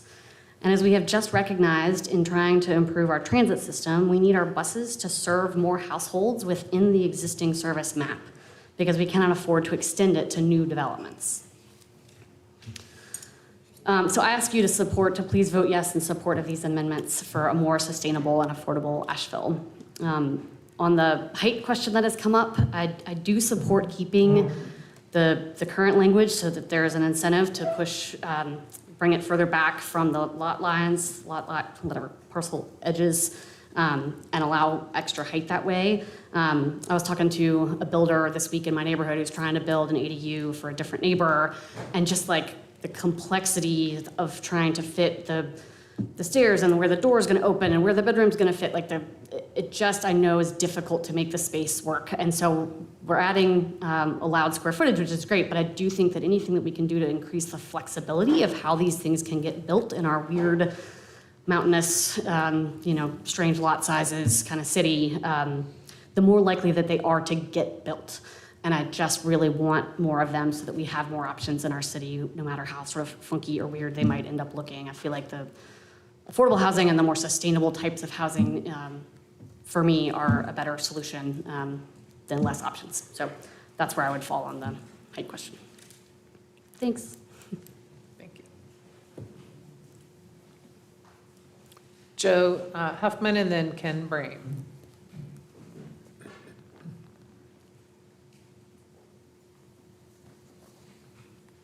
Good evening. I'm Joe Hoffman, and I live in Parkway Forest in East Asheville, just this side of the city limits, so I'm in the city. I was born in Asheville in 1959 and lived in West Asheville.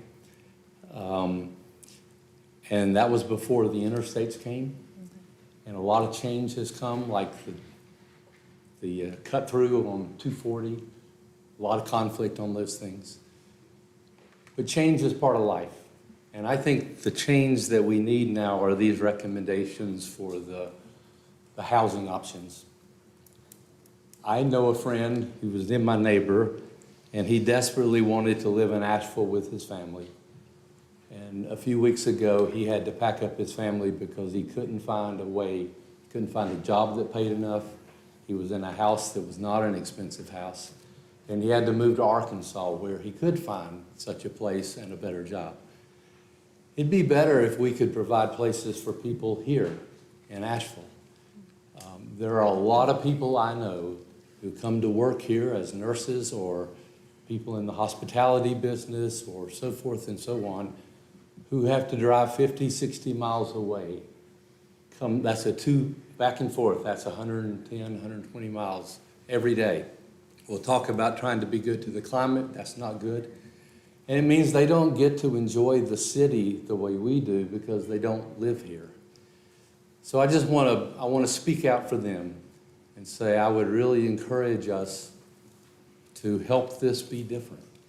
And I think it can be different. I think the spirit of Asheville is different. So good luck. And thank you. I support these. Thank you. Ken Brame and then Spencer Carges.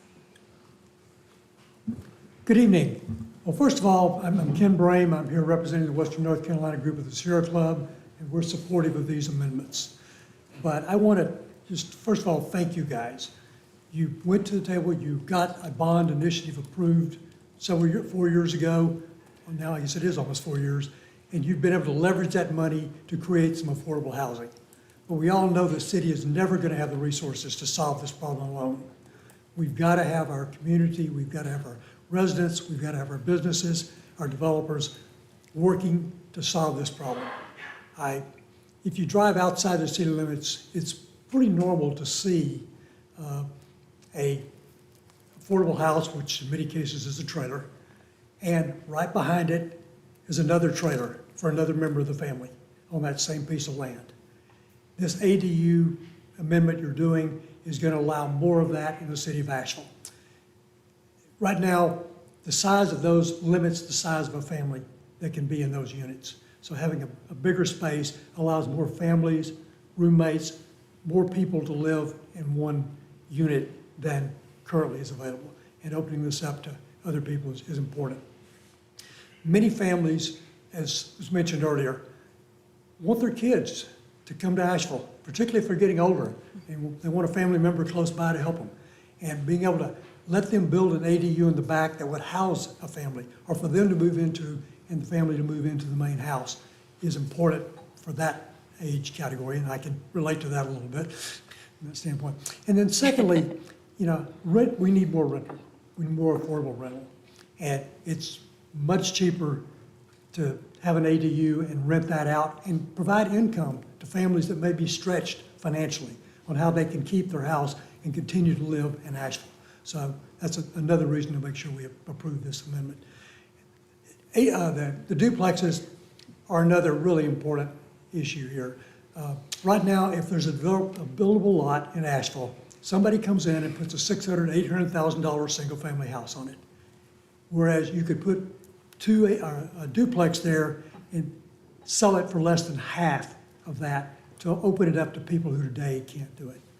Today, affordable housing is being driven further out into the county and into surrounding counties.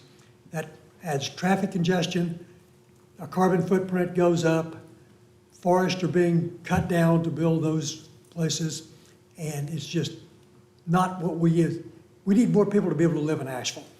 Sierra Club is very supportive of infill development, and this is two small steps towards that direction. So I encourage you to approve these amendments tonight. And of course, the parking minimum, we have no choice on. Thank you. Right. Spencer Cargis and then Evan Garvin. Good evening. My name is Spencer Cargis. I'm the organizer with Asheville for All. In light of the UDO updates coming up, that are going to happen in the wake of this, I want to take you back to July 16th, 1996. Just over 30 years ago in this building, the UDO committee presented a list of items that they unanimously agreed should be included in the new 1997 draft UDO. One of them, quote, allow duplexes in all single-family districts and triplexes and quadplexes in all high-density single-family zoning districts. Obviously, it didn't happen. About a year later, just a month before the final vote on the UDO, a public hearing was held and covered by Mountain Express. Civil rights and housing activist Minnie Jones had the quote of the evening. She noted that not everyone owns a home. Some people like her were renters and also lived in Asheville, and they needed a place to live too. She said, quote, if God walked in here and said, I'm going to give everyone a house, where would you build them all? I think that's a really good question. I recently heard this phrase that I can't really get out of my head because it's so simple but explains this problem so succinctly. Quote, density is how people with less money outcompete people with more money for the same land. Density is how people with less money outcompete people with more money for the same land. The more land that we commit to single-family only zoning, the more loudly we answer Minnie's question of where people like her could live with not here. We are saying rather explicitly that this town is only for the rich, that the price of admission or the price to stay is a $500,000 single-family home. When a previous city council gave in to the loudest voices and failed to do what was right, they locked in over 30 years of displacement and stalled growth. Today, you have a chance to start to right the ship. I encourage you to vote to approve these amendments. Thank you. Thank you.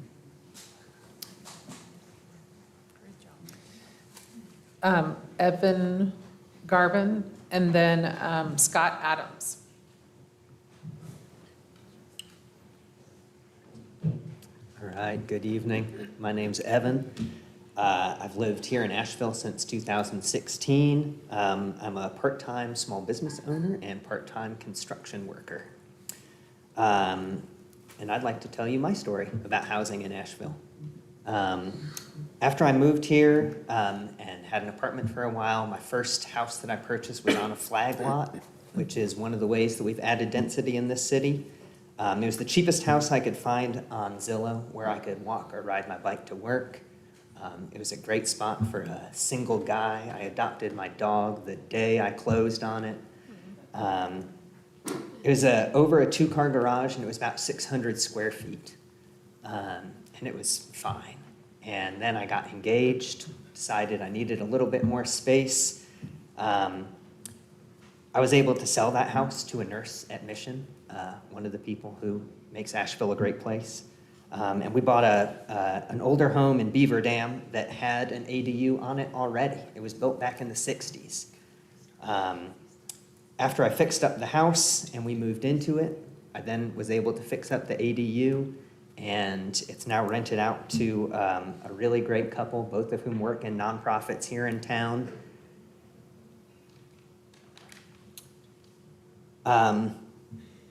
When I was showing the ADU to potential renters, it's just about 700 square feet. And we had a few couples with kids, small families that came to look at it, and none of them could really make it work given the size. I love the idea of Asheville being a place where people can raise a family, but the reality is with the cost of housing, a lot of people have to look outside city limits, outside county limits even. So by passing this amendment allowing larger ADUs and duplexes, we can reduce the displacement of those working class folks, of the nurses at Mission, of the nonprofit workers, and have better, more diverse neighborhoods. Thank you for voting yes. We really need it. Thank you. Scott Adams and then Tyler Sullins.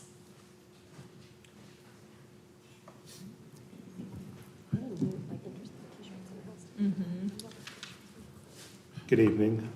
Can you all hear me? I'm Scott Adams. I'm also with Asheville for All, and I'm not as nearly good a speaker as Spencer Gargis.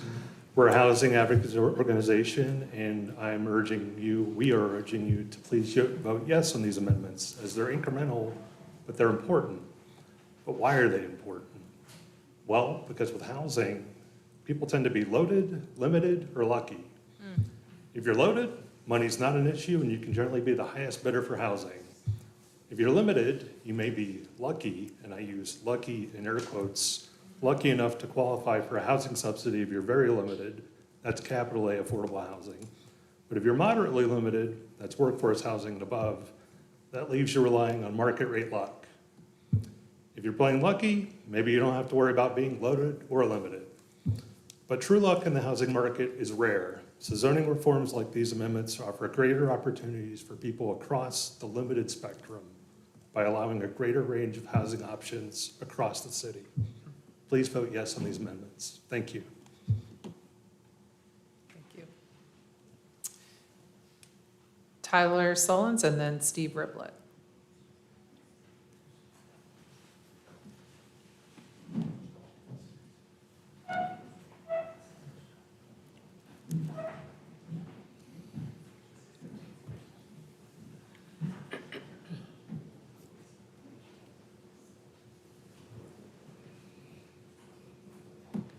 Hey, I'm Tyler, and I'm here just to repeat what everyone ahead of me just said. Housing pricing is a huge problem in Asheville. ADUs and duplexes can act as starter homes for people who are otherwise priced out of ownership and stuck in a rent cycle for the rest of their lives. Please remove these restrictions from the UDO and allow Asheville to grow the right way so that we don't continue to sprawl, increase traffic, increase our footprint on the environment, and allow people a stake in ownership. Thank you. Thank you.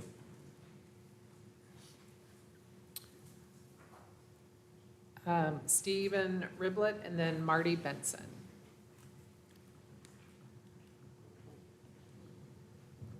Hello, my name is Stephen Riblett. I'm here with Strong Towns. I'm excited to hear that these amendments are up for a vote today. As was said in, 1997? We needed changes like these before today, and we're going to continue to need other changes to help fight the crisis that is affordability here in Asheville. The changes voted for tonight will not change things tomorrow. It won't even necessarily change things next month. It will take time for units to be built. What will be built will be more local, gently conforming into different spaces as capital, materials, persons, geography, etc. allows. Everywhere in Asheville is under similar affordability pressures. The demand is shared across every neighborhood. By universally applying these amendments, we allow more opportunities for folks in our community to help fight the affordability crisis. Different types of units not only help new renters and owners move into neighborhoods, but they also help them stay.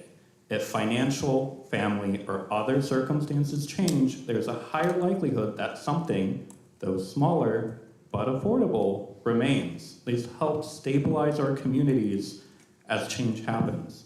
Again, please vote yes. With a stroke of a pen, we can lessen the crisis that's in front of us and help every citizen in Asheville. Thank you all. Thank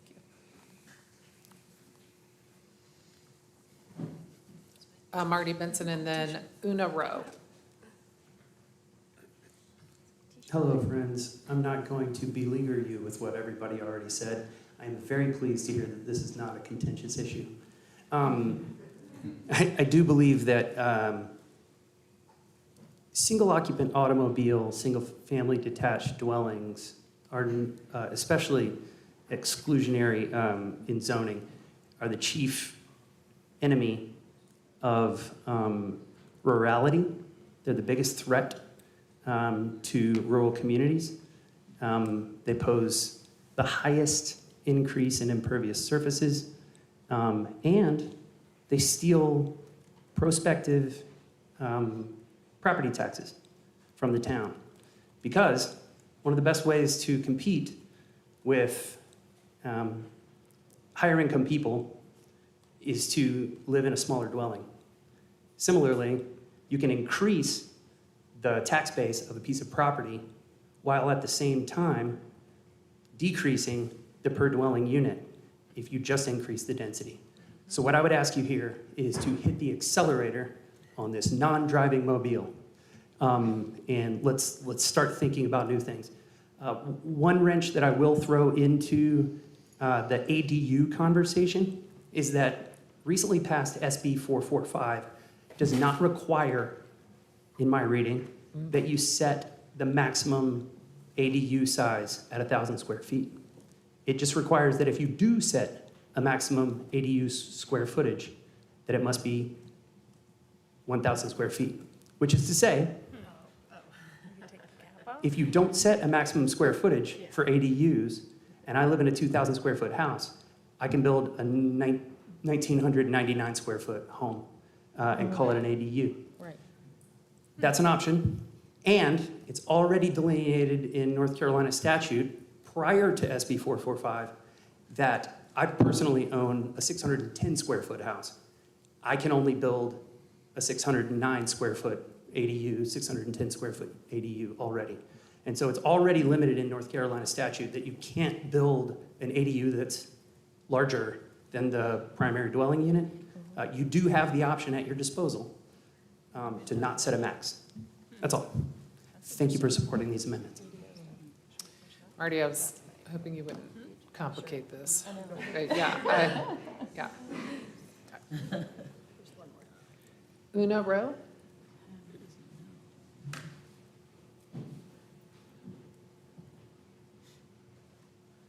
Hello again. Excuse me for being completely out of breath here. I think pretty much everybody's already covered, the core of why ADUs should be allowed. I want to speak a little bit more about the nuance from an engineering or construction perspective. I think ADUs have been argued vehemently because it's pitted citizens and developers against each other. And I want to say that if we somehow allow ADUs and the timeline for constructing ADUs, like stretch out the timeline for constructing an ADU, and the reason this the way that this may spur developer and construction support is that construction companies or skilled workers may be able to use an ADU under construction as a storage unit. And so when you're constructing something, you're always having to worry about your supplies or whatever materials getting wet. So if you allow in the timeline of construction, the ADU be a storage facility, this can allow skilled workers the time to be able to come in and use the materials as needed. So in that way, we can have a much higher level of construction instead of having this very quick timeline where you get a construction company in for like a week and saying it has to be done right now. This gives process builds a lot more time to build much higher quality. So, oh, and please allow ADUs in the front. That I actually think we're prohibited from doing by statute. Yeah. Are we? Yeah, a little quirk in North Carolina law. Okay. That was all positive comments, wasn't it? Every single one? Yep, that concludes. Why is this contentious?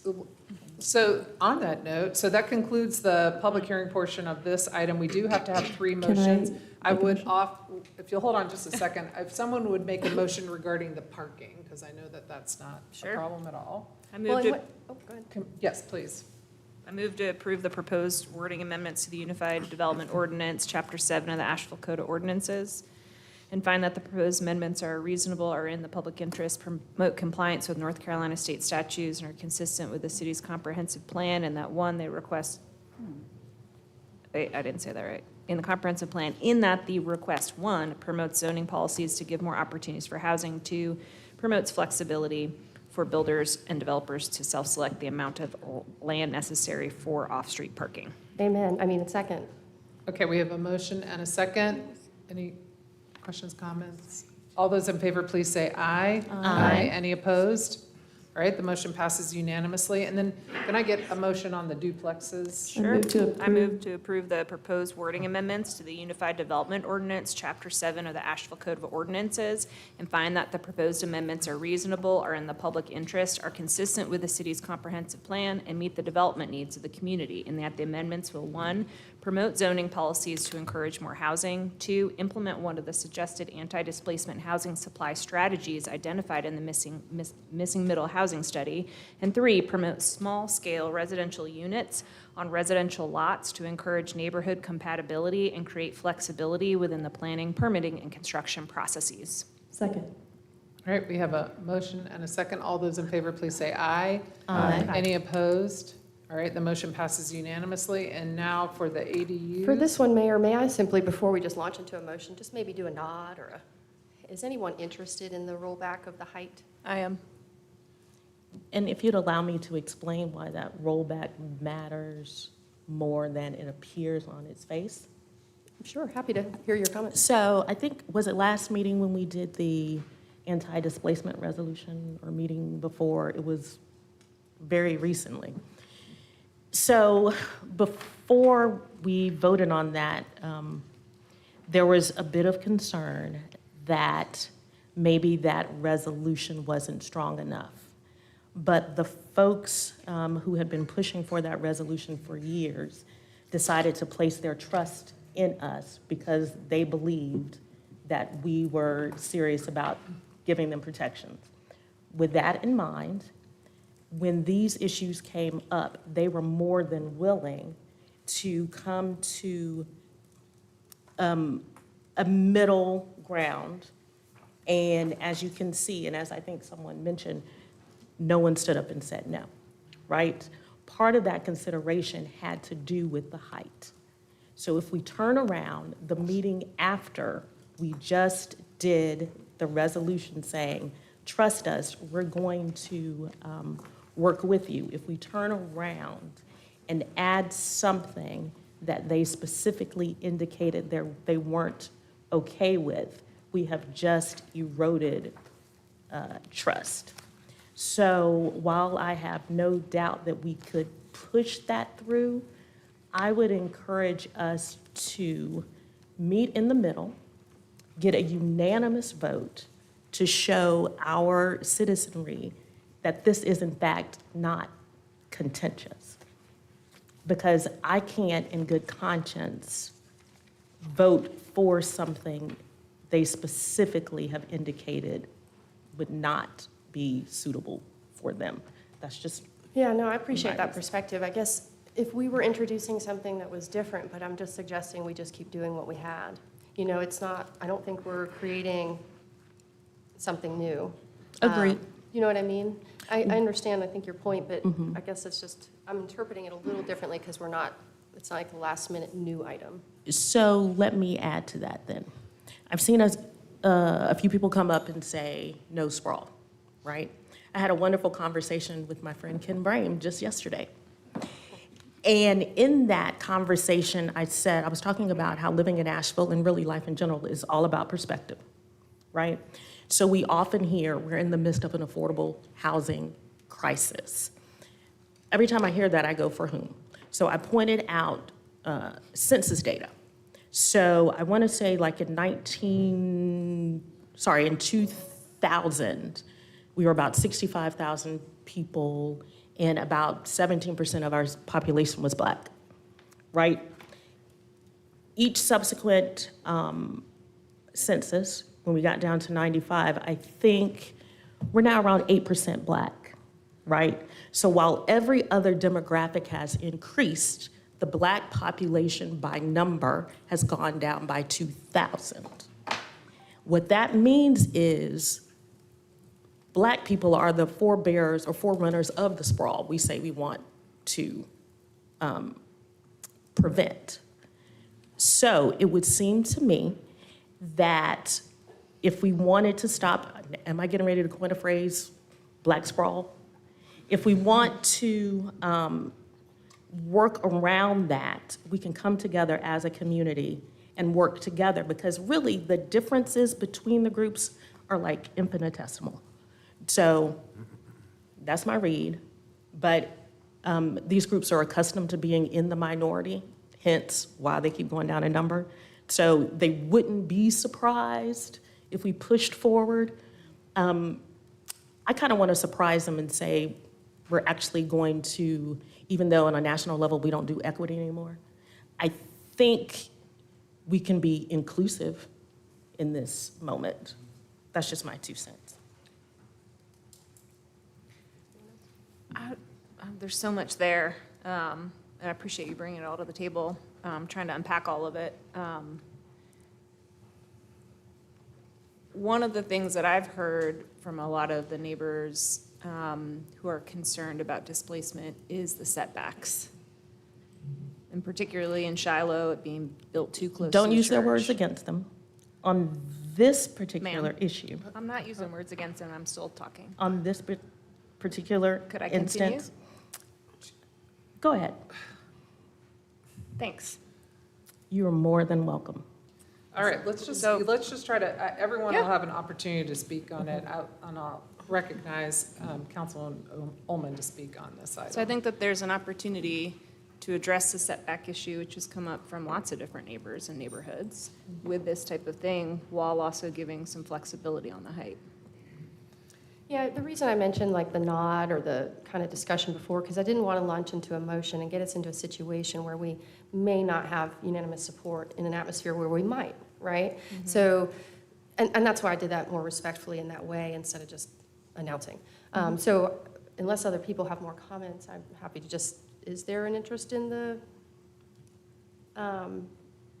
or not increasing the height restriction? So what you're proposing is to not change the current height Just that one part, requirement. to not add a new restriction and It to just- just default to what we have now, which actually For wasn't in ADUs. any presentations, I will say. It's a late add because we found it in a staff report. I think we've been doing a lot of work gaining stakeholder trust around these decisions. So tonight, if there's even the perception that it's going to lead to misunderstanding or unforeseen vulnerability, I would rather not, in hopes that we'll continue with the conversation and not continue mistaking gains as potential consternation or an issue. There's no issue. Let's just vote as is, and maybe we can revisit the conversation later. It's not dead after tonight.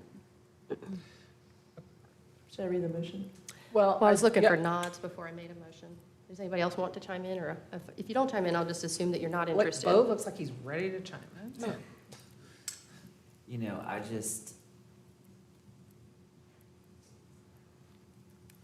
want to respect the community, and also I'm hearing what one of our public speakers said, and they said, let's not let perfect be the enemy of good, whatever that looks like. And I think if we can move forward together, that would be my preference. So as proposed. All right, so we're ready for a motion. I move to recommend approval of the proposed wording amendments of Chapter 7 of the Asheville Code of Ordinances and find that the proposed amendments are reasonable, are in the public interest, are consistent with the city's comprehensive plan, and meet the development needs of the community, and that the amendments will, 1, promote zoning policies to encourage more housing, and 2, promote small-scale residential units on residential lots with limits aimed at encouraging compatibility and creating flexibility within the planning, permitting, and construction process. We have a motion, is there a second? Second. All right, we have a motion and a second. All those in favor, please say aye. Aye. Any opposed? Okay. So Council, I may ask that when we do get to the UDO, we bring this up, that's all, a future seed. The UDO rewrite. Yeah, just a future will seed be for this all moment. things. Yes. I also would like to just make a comment. I was excited for us to go through all the motions really quickly, but I just would like to share some of my heart on this one. This has been long coming. I'm very excited. This job can be challenging, as I'm sure all of you can imagine.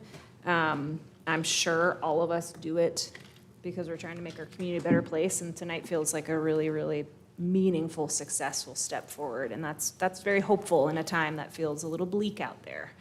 I think that we could keep sprawling outwards, or we can make a little more room for people in our neighborhoods that we already have. And these duplexes and ADUs, they aren't skyscrapers.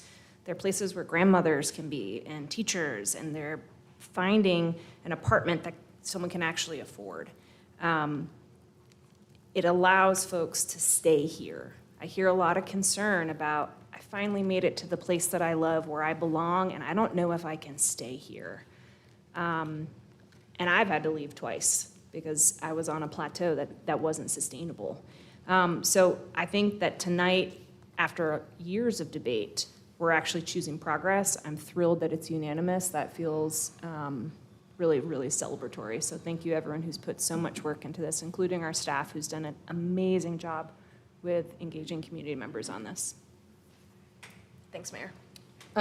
Thank you for that. I will say this has been more than a couple years, probably. And we did find ourselves at a pretty tricky spot several months ago. And I really want to help credit the manager for helping redirect us and working on bringing together a working group around this. And I think Asheville Watchdog did a longer than necessary probably article about this, but one of the things that I said at that time was, just because you have 4-3 vote doesn't mean you should use it if there's a way for us to reach consensus. And I'm really glad that we took the extra time and worked through it so that we tonight have 3 unanimous votes. So congratulations, and I applaud the work that council did around this, and I applaud the work of the manager and the staff and the community to help bring us here. And to have, I always think it's a great success when you end up with an issue that might have started out controversial and ends up in a place where you have a unanimous vote and every speaker is in favor of the changes. So no small feat, hard to do, and I really want to thank DK for helping us navigate this challenging challenge. Mayor, and I would like to follow up by extending gratitude to our staff because they did the work. I just had to let them go and get to it. So Ben and Dawa and Chris, oh my goodness, it was multiple departments who worked on this. And you gave us updates every week as to where the work was, and that was really, really helpful for us. So thank you. All right. Hey, can you all do me a favor and raise your hand if you plan on leaving right now? Okay, so maybe we'll just take a 5-minute break and kind of do an exchange. And everybody who's down on 1, I think we're going to have, okay, we think we're going to have room.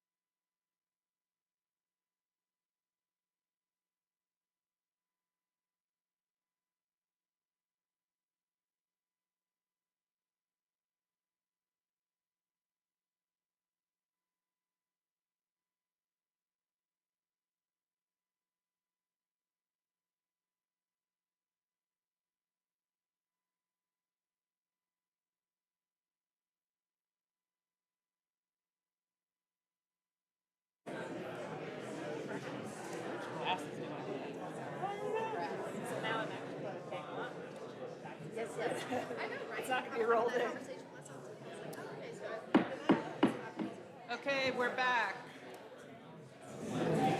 Welcome back to the Asheville City Council meeting. We're going to resume the meeting. Just so, since we kind of changed out all the people that are in here from the start of the meeting, I'm going to go ahead back through the preliminaries.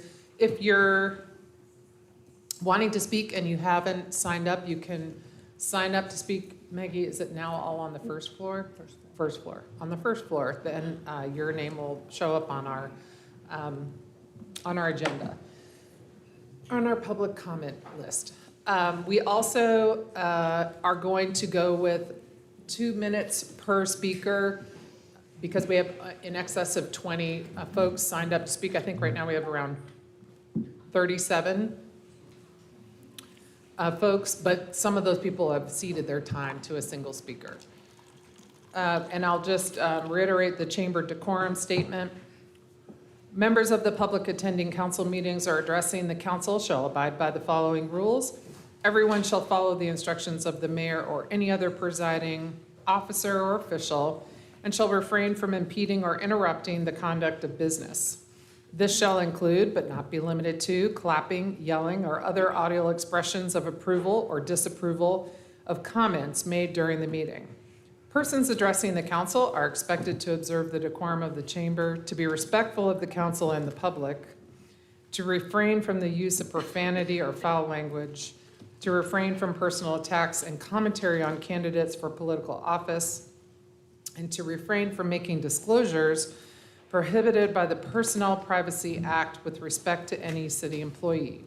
Failure to abide by these rules may subject you to removal from the council chamber. Tonight, we have on our agenda an item titled, it's a resolution calling for the City of Asheville's manager to terminate the city contract with Flock. Just a couple of comments here. In North Carolina, we don't have a strong mayor system. We have a council manager form of government, and each city has its own particular charter. They're similar, but somewhat different. Our charter specifically prohibits the city council from directing the police department essentially as to how to do their job.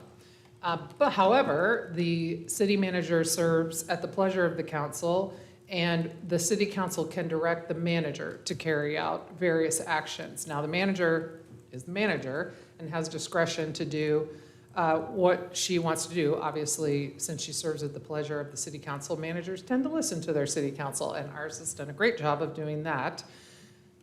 So just so you know, that is why this resolution is worded in that way, where it actually directs the manager to terminate the contract rather than the council being able to terminate the contract directly. Just again, as some contextual information, the city has 11 Flock automated license plate readers. These are stationary license plate readers that are, the 11 of them are in various places in the city. And they are just that, license plate readers. They can read the license plate and the make, model of the car, the color of the car. And so what this resolution does is call for the termination of that contract. The city does have other technologies that are used in by the police department, by the fire department, and those include dash cams. So Axon is the provider and has been the provider for the city's dash cameras. Those are the cameras in squad cars. Also body cameras that are on police officers. Just to provide some information there. In addition, there are other entities and individuals that have Flock cameras in Asheville and Buncombe County that we don't have any control over, that they can decide for themselves whether or not they're going to maintain their cameras. I'm calling them cameras, but they're license plate readers. And we don't have the authority to tell them what to do with theirs. We can only control the 11 that are Flock pursuant to a contract with the city. There are also other cameras throughout, obviously, throughout the city, the county. For example, I think I saw the Housing Authority director here. The Housing Authority has security cameras, I guess that's what you'd call them. And our police officers right now can access those security cameras by pulling up a laptop and entering a password and looking at the security camera footage in housing. This is very important for residents of public housing. In meeting with residents of public housing, this is something that they feel very important for their protection and, in fact, want to make sure there is a strong camera program in that regard. There are also cameras run by Buncombe County Schools, Asheville City Schools, the idea being that the APD should be able to have access to those cameras in the event of an emergency or a 911 call. God forbid there's a school shooter or something like that. You would want your police department to be able to see what's happening as they respond to a call like that. So I just want to give that context. I know this council is interested in hearing from the public not only how you feel about the termination of the flock contract, which we've heard lots of support for, but we wanted you to understand, and I wanted you to understand kind of the other pieces of this that we're working through so that you have that information as you make your comments to council. May And I want to be able to read the resolution first, and then let's, and I'm sure other folks will have comments too. So this is a resolution calling for the City of Asheville's manager to terminate the city's contract with Flock. Whereas the City of Asheville operates 11 automated license plate readers utilizing technology provided by Flock Safety, referred to as Flock Technology, pursuant to a contract with Flock Safety. And whereas Flock Technology captures and stores information concerning vehicles traveling on public roadways and may permit that information to be searched, analyzed, or shared for law enforcement purposes. And whereas the Asheville City Council recognizes that technology can be an important tool for investigating serious crimes and protecting public safety, but also recognizes the legitimate concerns raised by residents regarding privacy, data retention, data sharing, government surveillance, and access to information collected by Flock Technology. And whereas City Council believes that the use of such technology should occur only pursuant to clear policies that appropriately balance legitimate public safety needs with individual privacy and civil liberties and provide adequate transparency, oversight, and accountability. Whereas City Council desires additional opportunity to evaluate the city's use of Flock Technology, including the circumstances under which Flock Technology data may be collected, retained, searched, accessed, or shared with other governmental or law enforcement agencies. Now, therefore, be it resolved by the City Council of the City of Asheville that Section 1, Flock contract termination, effective immediately upon adoption of this resolution, the City Council of the City of Asheville directs the city manager to terminate the city's contract with Flock Safety, and pursuant to the contract terms, immediately request that Flock remove their hardware from the City of Asheville, as required under the contract. Section 2, suspension of access and data sharing. Further, the city manager shall ensure that city employees do not access, search, query, analyze, or share data collected through the city's Flock technology. Section 3, existing data. Existing data shall be retained, preserved, or deleted in accordance with applicable law, city records retention requirements, and any applicable legal preservation obligations. No existing data shall be affirmatively shared or queried. Section 4, facial recognition prohibited. The City of Asheville does not utilize any facial recognition technology, and no data collected through the city's Flock technology shall be linked, matched, or cross-referenced with any facial recognition technology or database operated by any non-city organization. Section 5, review. The city manager is further directed to review the city's use of Flock technology and provide City Council with information and policy recommendations concerning, at a minimum, 1, the categories of investigations for which flock technology may appropriately be used in the future. 2, appropriate restrictions on searches and access to flock collected data. 3, flock data retention and deletion. 4, sharing of flock data with federal, state, local, and out-of-state law enforcement agencies or third parties or other third parties. 5, include an independent civil liberties policy reviewer with relevant experience advising North Carolina municipalities. 6, auditing and documentation of searches and access. 7, protection of information relating to immigration enforcement, reproductive health care, First Amendment protected activity, and other sensitive activities to the maximum extent permitted by law. 8, transparency and public reporting regarding the city's use of flock technology.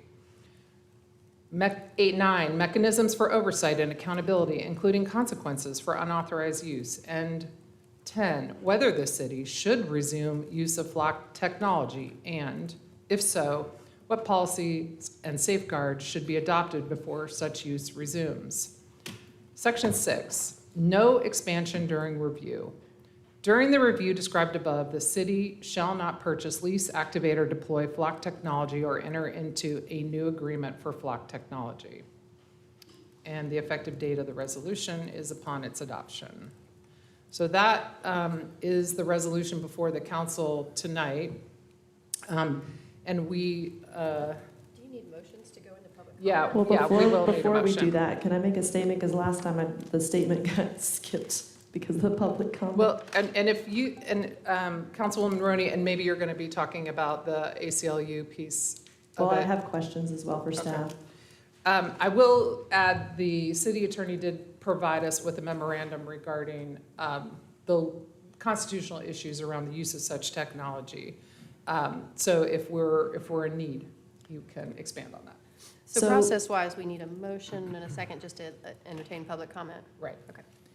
So in my conversation with elected officials across North Carolina about why they've resisted flock sales pitches or canceled their contracts, there was a common story about data vulnerability and the importance of maintaining public trust in their first responders and public safety services. And I have similar concerns after a second tour today of the city's real-time crime center and flock system with law enforcement professionals and regional subject matter experts in surveillance system security. I want to say thank you to Chief Stepp and the staff for making time today. I forwarded a report to staff and council urgently recommending review for potential breach of Flock's contract, which is relevant for today.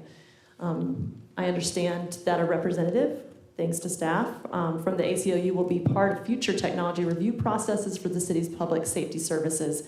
That's something I've requested, I've heard it from the community, and I'm grateful to see it as promised. And I believe the chief actually is already engaging with such an individual. Transparency is an ingredient in the recipe for public trust. I appreciate contracts being uploaded to the new technology dashboard and requests to proactively add Axon's detailed purchasing list if other NC cities have also published. But my first question is, does staff have a plan to cover the flock cameras while we're waiting for the company to retrieve them to prevent the continued use without our consent? We weren't currently attending to, but can evaluate that as an option. And then the second question is,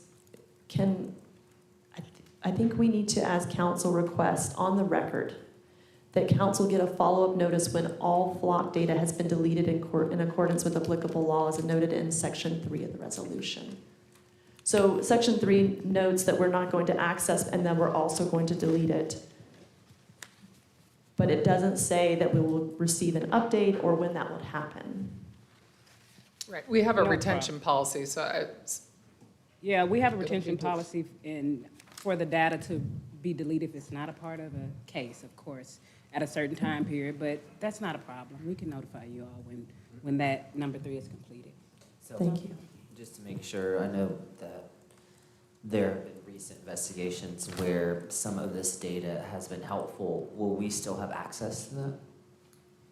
I'll let the chief come up and answer that. Good afternoon. So we do have a retention schedule. Flock is currently 21 days. Anything beyond 21 days will be automatically purged. We can no longer access it. It is gone. Anything that's an active case investigation has been uploaded into evidence.com, and it is no longer stored in the Flock platform, but it is now part of our evidence.com and falls on the retention schedule based on statutory requirements. Thank you. And then last but not least, this is for my neighbors, because this has been a long time coming. Canceling the Flock contract is an important first step. I appreciate that my colleagues are now joining me in considering the outcry of our community to protect our constitutional rights and safety. Automated license plate readers are designed for warrantless searches, are vulnerable to cybersecurity breaches, collect data that we can't promise won't be used by ICE or DHS, and are in a growing number of headlines about misuses, including stalking. This resolution claims to terminate the contract with Flock, yet multiple times mentions returning to the use of Flock in the future. Additionally, the people of Asheville are not confused. Shifting from Flock to another for-profit surveillance system still carries the same fundamental concerns. At the same time, families in our city are mourning loved ones lost to gun violence, and we talk about youth programming and violence interruption while our strategic partnership fund is still cut to zero. I know that we care about our youth more than $0, but our budget says it's $0. Everyone in our community deserves to be safe. True safety is realized when communities invest in data-driven solutions and relational responses built on accountability and trust. I'll continue to work with our council and our community to deliver real results, which is why I moved to adopt the resolution instructing the city manager to terminate the city's contract with Flock. I'll second, and I have a comment, because I appreciate what you said, Kim, but there was part that I have conflict with when you started by saying that we are joining you in canceling Flock. To my experience, 6 of us already voted to cancel Flock, and this is an additional movement to speed up the process. But to be clear, a majority of council has already voted to cancel Flock. This is to speed it up. And I've read that out there in the world enough times that I just want to make sure that it's very clear, because I'm getting lots of questions about why I didn't support it when I did. We all did. That's all. Mayor, if you don't mind, and you tell me if it's inappropriate or appropriate, I'm glad you mentioned the CEO of HACA.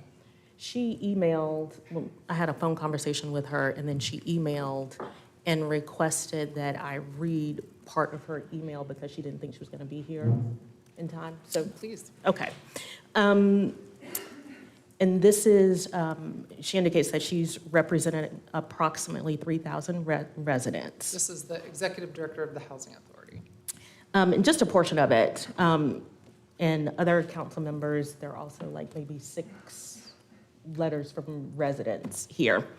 It reads, I want to make sure the voices of the Housing Authority's residents are represented in the ongoing conversation around public safety, particularly because many of the residents most impacted by crime would not feel comfortable coming before City Council to speak publicly.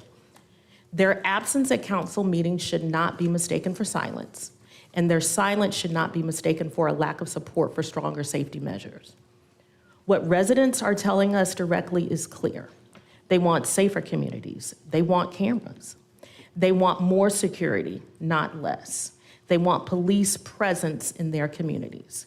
They want criminal activity addressed, and they want law enforcement to have the technology and tools necessary to do their jobs effectively.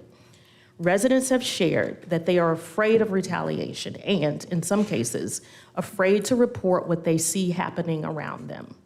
That fear also makes it difficult for some to stand publicly and advocate for the very protections they are asking us to put in place. We hear from residents who want to be able to sit outside without worrying about criminal activity around them. Parents want their children to be able to play outside safely. Seniors want to feel secure walking through their communities. And families want cameras and other security measures that can help deter crime and provide accountability when incidents occur. And perhaps I'll have a statement after we hear what the community wants to say. Okay, anyone else before we begin the public comment? Okay, all right. So we have a motion and a second to adopt the resolution before us, and we've got a number of folks signed up to speak, and I will try to give you a little heads up as to who's next. So the first person signed up to speak, and again, remember you'll have 2 minutes. Watch the lights on the lectern. Green means go, orange means you're getting ready to stop, and red means stop. The first person signed up to speak is Dennis Campbell, and then Sarah Kent.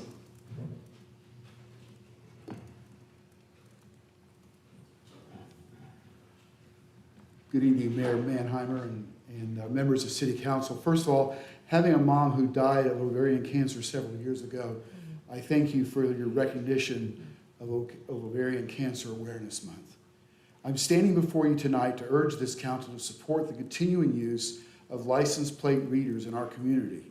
I frankly don't understand why the contract needs to be terminated and the equipment removed and then you're instructing the manager to review their use. It seems to me like this is a little bit backwards. Anyway, protecting our residents and our neighborhoods is the most fundamental duty of local government. To do that effectively today, we must equip our law enforcement with modern, objective technology.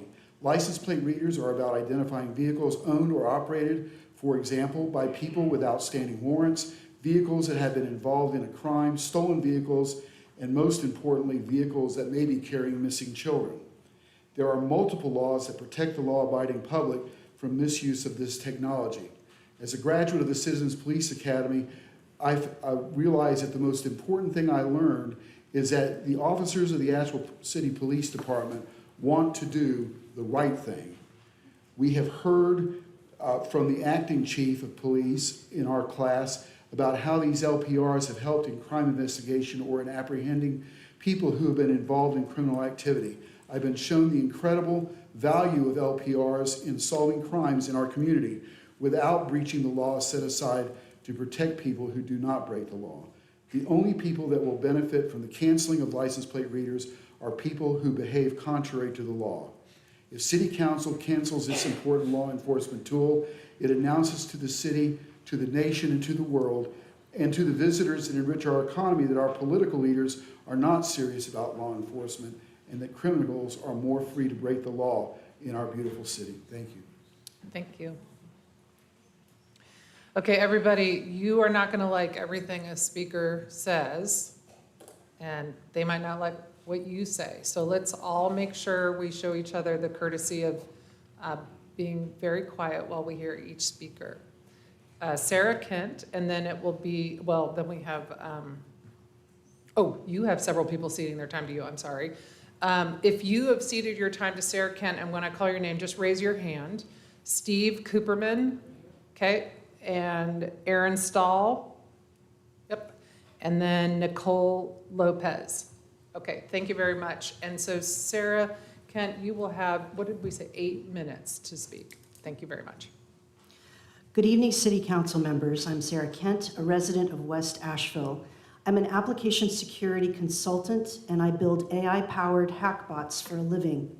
Let me be clear about where I stand. I oppose subscription model mass surveillance as a service. That includes ALPRs manufactured by Axon, Flock, and any other tech company. I oppose mass surveillance tools that aggregate our daily movements in the cloud and use AI to analyze them. I oppose ALPRs on drones, in police cars, and on poles, especially newer camouflaged models. I'm not opposed to police body cameras or closed system cameras as long as there's public oversight. I'm here to request the city cancel Flock and the Axon Fuses contract. Over a decade ago, I moved here because I wanted to join an inclusive community that fosters creativity and upholds live and let live values. Sadly, the wonderful, funky vibe that attracts millions of tourists here is eroding. Now, wherever we go, the panopticon of mass surveillance pervades, we're imprisoned by our watchers. We can never know when or by whom our movements are cataloged, and I don't feel safe in my hometown anymore. Privacy lets the vulnerable shield themselves from the powerful. It's a fundamental right spelled out in the Fourth Amendment that helps us protect our First Amendment right to free speech. Architecting a mass surveillance state connecting Asheville with the rest of the nation is at odds with these rights and squanders our precious resources on data centers. It also sows fear and mistrust. At the May 12th City Council meeting, I talked about the metadata that Axon collects, controls, keeps, and shares for their own purposes. In addition to recording license plates, Axon turns every vehicle surveilled into a fingerprint of attributes by tagging unique details like color, make, model, stickers, and aftermarket accessories. It correlates that metadata with location, timestamp, and direction of travel, which are also metadata. Our metadata fingerprint is more than enough to identify us. As an independent data controller, Axon reserves the right to share our metadata with unnamed internal and external stakeholders. That's what they keep, and it cannot be clawed back. Axon and Flock may tell you that APD can shorten the file storage period. That sounds responsive until you read the fine print. In the case of Flock specifically, customers must opt in to change their retention policy, but an officer can flag an individual record as evidence, which exempts that record from deletion indefinitely. More importantly, none of this matters once another agency copies the data. Just ask City of Mountain View, California. A city audit found a sharing setting had been silently active on the Mountain View Flock cameras for months without the police department's knowledge or permission, allowing over 250 unapproved agencies to run roughly 600,000 searches on the city's data in a single year. After that, Mountain View City Council unanimously voted to terminate their Flock contract. You may assume that, this isn't a problem. After all, you've been assured that the city still owns the video. It reminds me of what President Obama said in 2013 when he told us nobody is listening to our telephone calls. He said officials are not looking at our content. They're just sifting through metadata to identify leads on folks who might engage in terrorism. This was his response to Edward Snowden's disclosure about the NSA's nationwide warrantless dragnet on U.S. citizens. Not even a year later, the former director of the NSA and CIA, General Hayden, said, quote, "We kill people based on metadata." Today, we're watching in real time how the very definition of domestic terrorism can bend to suit the political whim of whomever holds power. Last September, an executive order designated Antifa, a political movement with no formal structure, as domestic terrorists. Days later, National Security Presidential Memorandum 7 turned that designation into a governing strategy. These directives authorize the government to investigate anyone they deem as fomenting political violence before it occurs. They define political violence by ideological markers such as, quote, anti-American, which makes me wonder what they mean. Who gets to decide what is anti-American and who is a true patriot? What's particularly insidious is that neither document requires you to be a card-carrying member of anything. As long as they consider you to be acting on behalf of Antifa, you are now an enemy of the state. Axon is not just selling equipment. They are a data broker, and we are the product. The Department of Homeland Security is already a major customer with a $370 million contract. A subpoena or a national security letter is all it takes to compel Axon to share our data, and we won't even know the disclosure happened. Soon, other adjacent agencies like NC State Troopers will be deputized to act on behalf of ICE in compliance with 287G. They'll also get access to our data, and Asheville won't have the authority to say no. Using AI-powered mass surveillance assumes everyone is guilty until proven innocent. Warrantless dragnets turn everyone into a suspect. The way you can protect us in this moment right now is to cancel Flock and not subscribe to Axon Fusus in the first place. Every one of you took an oath to this city, not to a tech company and not to whoever holds federal power. Right now, you have a choice. Plug Asheville into a federal surveillance pipeline we cannot unplug, or refuse it while we still can. There is no version of this where you say later you didn't know. We warned you about the metadata. You were told about the subpoenas we'll never see. You know our neighbors could be swept up by nothing more than a definition of, quote, anti-American. that changes with whoever's in office. If you vote yes anyway, that is a choice with consequences. City council members, I wonder, what will you choose as your legacy? Will you choose to be on the right side of history? How will we, the people, remember you? Thank you. That was awesome. Really good. But the waving of, yes, perfect. Okay, the next person signed up to speak is Honor Moore, and then Andrew Gentry.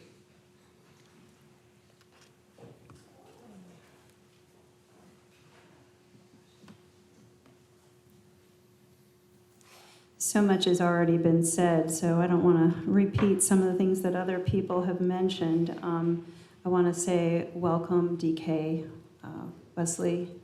We're real happy to have you. Thank you. And also thank you to all of our public servants up there. It's a crazy year right now, isn't it? So many of you know that I graduated from the Asheville Citizens Police Academy. I've had the opportunity to learn quite a bit about all the departments and the high level of accountability that our police department has. A lot of people don't know that other police departments come to our city to study how we do it. That's how highly regarded we are in the state. So here's some interesting things that I've learned, that the flock LPRs that APD and the Sheriff's Office use are not surveillance cameras per se. They don't capture any video. They do not capture snapshots of people. They solely focus on taking a moment in time photo of the vehicles and their tags as the car passes the LPR. So if you're on foot, a bicycle, or even a unicycle, it will not show up in the system. The data is only held for 21 days and then it's purged. And if the APD wants to retain any data from the system, the investigating officer must complete a sworn affidavit attesting to the reason why the data should be retained, and they must file a new affidavit annually if they wish to keep the data for more than 1 year. Now that's actually enshrined in the North Carolina law, and it applies to every police agency in the state that uses this type of technology. So here's an interesting crime that was solved, and I'd read about it. It's in my neighborhood.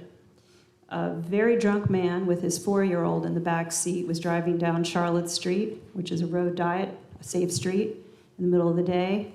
He rammed into a city worker and sent him flying in the air. And thank you. We caught him with the flocks. Thank you. Andrew Gentry, and then Patrick Conant.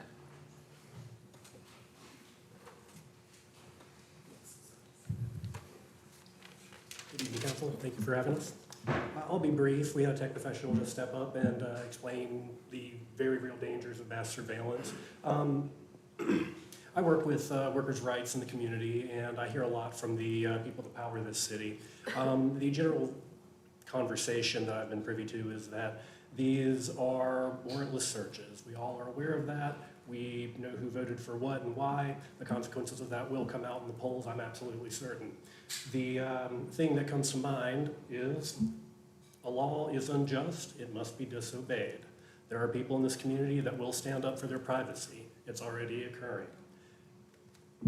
It is unfortunate that this has to be a fight between the citizens and the people that we place in charge of this city. There are better ways to police a community. I leave that up to our lovely law enforcement folks, of course. And I'll end with this. A government that requires warrantless searches to control its population is not a government that is based on trust from the elected officials to the citizens. Without that trust, a government is invalid. If an elected official cannot govern a city without the trust of their constituents, they do not need to be part of that government. We have the ability to fix that pretty soon. Take that into account when you make your decision tonight. Thank you. Thank you. Patrick Conant, and then Aaron Dahlstrom.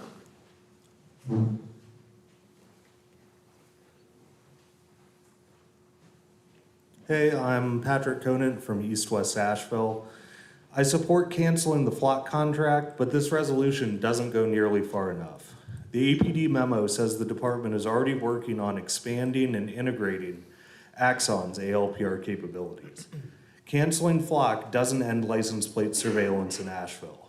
The bigger system isn't addressed by this resolution at all. Tonight is about 11 fixed cameras. There are 162 ALPRs on APD vehicles right now. Last week, APD's own dashboard showed that system retaining 3.4 million plate reads for 90 days, which is 3 times longer than the city has publicly claimed you retain data. I documented that in writing to council on Friday. This week, right before this vote, the dashboard quietly changed. 21 days of retention with 2.5 million records purged overnight. The numbers moved because residents were watching. Retention turned out to be a dial staff can turn overnight without a vote. Constitutional concerns, your own words, don't end at one vendor's logo. I'm asking for 2 adjustments tonight.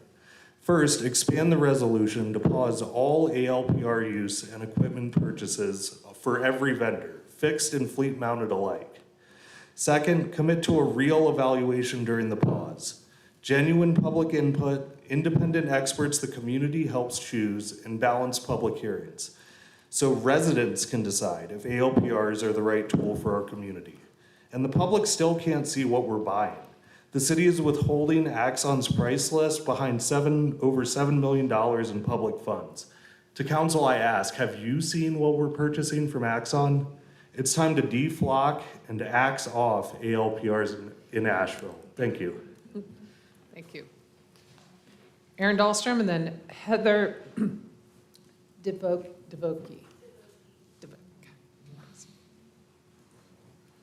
Hey there, Council. Council is proposing to cancel the Flock contract while expanding the contract with Axon to include technology that is essentially a one-to-one replacement. This seems to suggest that Flock is somehow a bad surveillance company and Axon is a good surveillance company. So I want to share a little bit more about Axon so that Council can know a little bit more about their preferred surveillance vendor. And unfortunately, that means we all have to get in a time machine back to the first Trump administration when in 2018, Trump appointed a man named Ron Vitilio to serve as acting director of ICE. Like most Trump appointees, he only lasted a few months, but he was able to leverage his connections to the White House to land a job in the private sector. Does anybody want to guess where? That is right, Axon, where he worked as the head of the Department of Homeland Security Program and Strategy, managing the relationship between Axon and the very agency he used to run. He was there for 6 years. During that time, Axon's lobbying spending increased significantly and their federal contracts grew with it.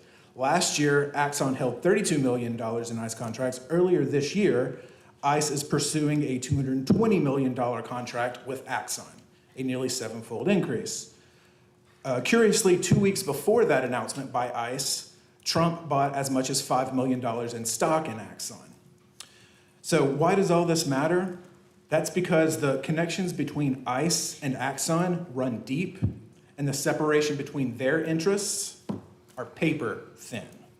Speaking of paper, I've brought all of this information in a handout for council members tonight with links to verifiable, reputable sources of information like the New York Times, CSNBC, Open Secrets. Canceling the Flock contract is a good thing and an important step, but replacing one surveillance company for another with even deeper ties to an increasingly authoritarian federal government is not what we are asking. Thank you. Heather DeVokie, and then Thomas Belmore. Hi, City Council. Just, yeah. Okay. My name's Heather. I'm an artist in the River Arts District. And I was made aware last week that we have a Flock camera in the district. I have a lot of questions about that. And I also realize that the Flock, may or may not come down, but I really don't want to see any ALPR in the district. I think it's a strange choice. And I'm not a speaker. In regards to this, I asked my fellow artists how they felt about this and came to you with a petition of about 45 names It's in gel pen, as per artistry. I will continue to grow this list because the artists of the RAD are deeply concerned about these kind of technologies. Artists are often protesters and provocateurs, and it's troubling to us in general. I think surveillance creates a system or an environment where creativity can't thrive. So kindly perhaps take all of the ARPs down. Okay, thanks. Thank you. And so just to clarify one more time, so this is a resolution to remove the 11 stationary flock cameras and they are license plate readers. And the city doesn't have any other stationary license plate readers. So if there are others, they are obviously operated by somebody else or pursuant to somebody else's agreement. Thomas Belmore, and then it'll be Nina Tovish. Thank you. Council, we won't forget the May 12th vote to contract with Axon and create the RTIC using FUDIS, mass surveillance AI, to track innocent Ashevilleans, but we can forgive you by reversing that vote.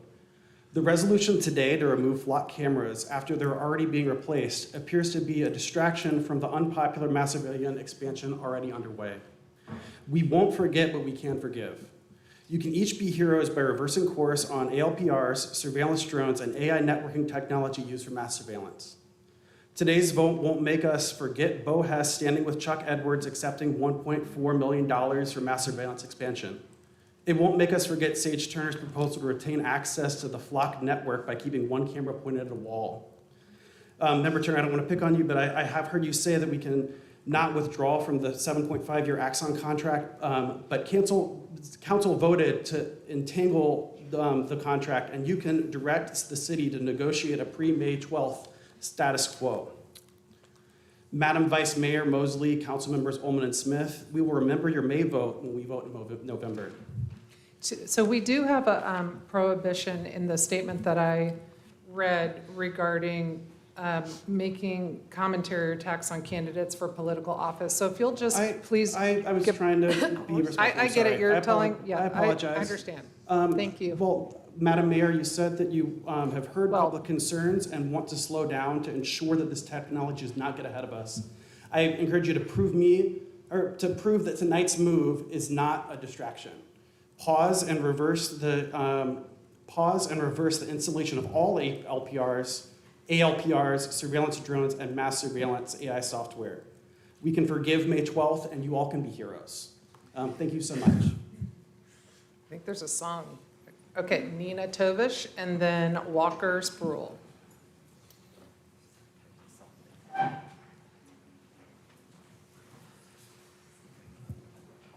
Good evening. I'd like to pivot a little the conversation here. I wonder how many of us in the room are surprised by the outpouring of concern and attention around this issue. 6 years ago, we had a Citizens Police Advisory Commission. Now it's in perpetual cold storage. I would like to suggest that it would be wise to reconstitute an entity that can serve as an intermediate focal point for citizens' concerns and interests around questions of policing. We currently have nobody that does that for us. How helpful would it have been to have had an ongoing dialogue around these issues of surveillance and public safety in a way that included community members with lived experience, with professional know-how, and with roots in the community? That would have afforded an opportunity for members of the public to come forward and make their views known. It would have been an opportunity to consult and advise council on these matters. And going forward, if the current contracts stay in place, whether it's Flock or whether it's Axon Fusus, they provide an opportunity to provide accountability, oversight, and transparency so the public can be sure that these technologies are being used appropriately and in accordance with their civil rights. So I urge you to take CPAC out of cold storage, bring it back into life, stock it with people who care and know. Thank you. Thank you. For your consideration. Walker's Brule, and then Rachel Cohen.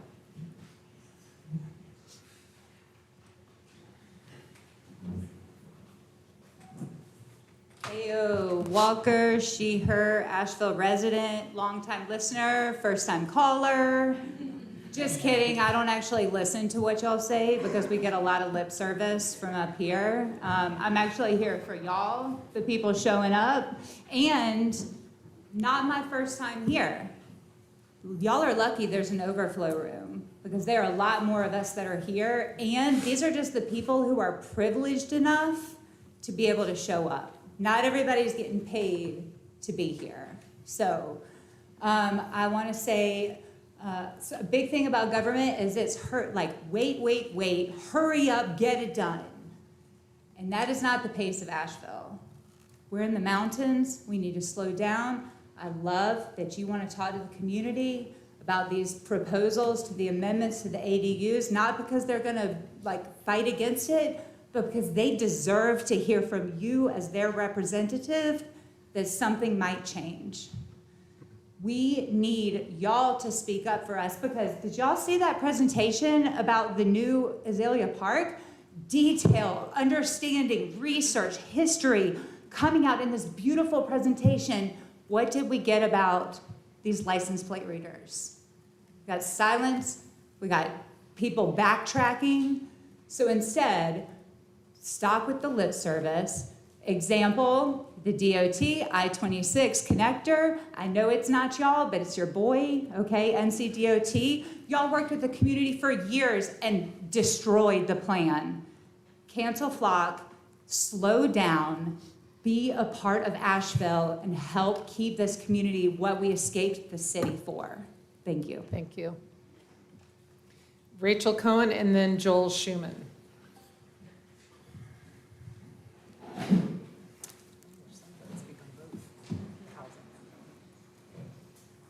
I'm back. So thank you very much for considering this resolution. You should absolutely cancel the flat contract, but that is only the first step. The city should not use any nationally networked mass surveillance tools, including Axon ALPRs and Fusus-powered surveillance, no matter which company sells them. They are incompatible with our rights to privacy. And since they collect personal data indiscriminately, they affect us on a mass scale, every single resident. At the very least, I ask that you vote whether to use ALPRs before deploying them in the future, since you're keeping the door open to Axon brand ones or other ones, because we deserve to know which ones of you support these mass surveillance tools. The city should also not use ALPR databases. Searching them violates our rights because of how the data was collected, regardless of who owns the cameras. That's irrelevant.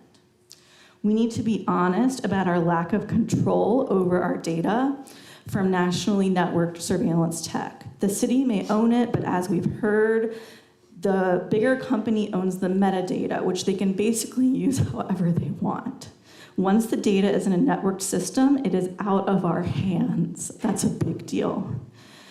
Also, we should ask these questions and put in place safeguards before we sign contracts like the Axon one, not afterwards. Lastly, I just want to note that I was so disappointed by the behavior of many of you at the RTIC public hearing. You are public servants, we are the public, you're here to serve us, so listening to us with respect, not texting at the same time, not looking away, guffawing, etc., is a basic expectation that we have. Thank you. Joel Schuman, and then Jen Hampton. It's like 100 degrees in here. Evening, City Council.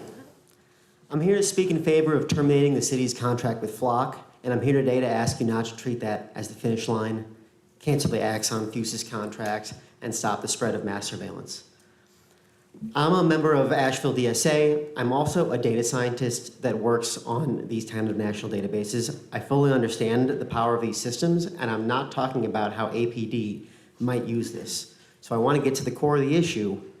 We are turning on mass surveillance around the nation and here in Asheville at unprecedented speed. There's no emergency forcing us to have a step change in the level of surveillance in Asheville. There is no mandate to remove our citizens' right to privacy.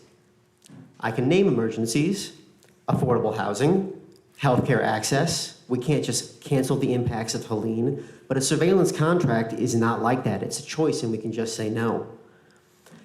If we are really worried about crime, let's do what the city can to address the root economic causes. These systems are used against immigrants, dissidents, and anyone the government wants to persecute.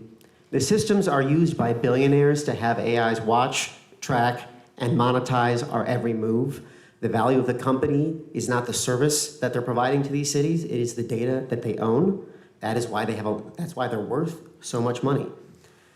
The reality is that these are already everywhere in the nation. It happened suddenly. In 2023, there was a few hundred cameras. In 2024, low thousands. In 2026, there are hundreds of thousands in 6,000 communities in 49 states. Some will say that if Asheville gets rid of the cameras and the other players do not, that it's just a gesture, but I'm asking the City Council to take up the fight to prevent mass surveillance from spreading however much we can. Thank you so much. Thank you. Mayor, can we ask if there are seats next to somebody if they raise their Yep. hand? If you have an open seat next to you, can you raise your hand? Like 5, 6? How many people do we I have think- downstairs? Not many. I think we can bring them all. We can fit everybody else. Okay. So Jen Hampton and then Paige Huziak. Hey y'all, good evening. My name is Jen Hampton. I'm with Asheville Food and Beverage United and Western North Carolina delegate to the Southern Workers Assembly. First, I want to say thank you for listening to the community and moving to cancel the Flock contract. Supporting the termination of Flock is a solid step toward protecting the privacy of Asheville residents, and it shows that grassroots community feedback actually matters and works. But let's be completely honest with each other tonight. This move does look like a total bait and switch. You want us to celebrate canceling Flock while we quietly wave through a massive, federally funded Axon surveillance dragnet. And let's call that what it is. The same exact police state, just with a different corporate logo. An independent analysis, which you've already heard earlier tonight, of these specific policies revealed that the promised civil liberties protections simply aren't there. There are no real safeguards against spying on political demonstrations, peaceful protests, or mutual aid volunteers going about their daily lives. Instead, it gives the police broad, unchecked authority to monitor anyone they want under the thinnest of excuses. If Flock isn't right for Asheville, then an identical mass surveillance web built by Axon isn't right for us either. We urge you tonight to amend your decision. Don't just kill the Flock contract to get the public off your backs. Explicitly include a complete pause on the Axon ALPR contract. Give the community the time that we need to review the data and make the decisions collectively that are right for our community. Let's not rush into another massive surveillance system funded by federal grants without real consent and discussion. So please pause the Axon contract. Let the public have a say. In solidarity, y'all. Thank you. Paige Huziak, and then, then we're going to get to James Risner, and Reisner.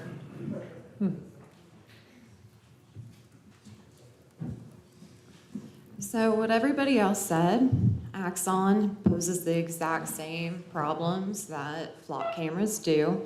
But I also want to take a second to talk about the kinds of crime that are reduced by surveillance. It's petty crime. It's break-ins to cars. I ain't heard nobody been like, I'm not going to take my kid outside because there's been cars broken into. It's stuff like homeless people shooting up. Do you think they're not going to shoot up in front of a camera? They shoot up in broad daylight in front of God and everybody, but like, what's going to stop that is a camera?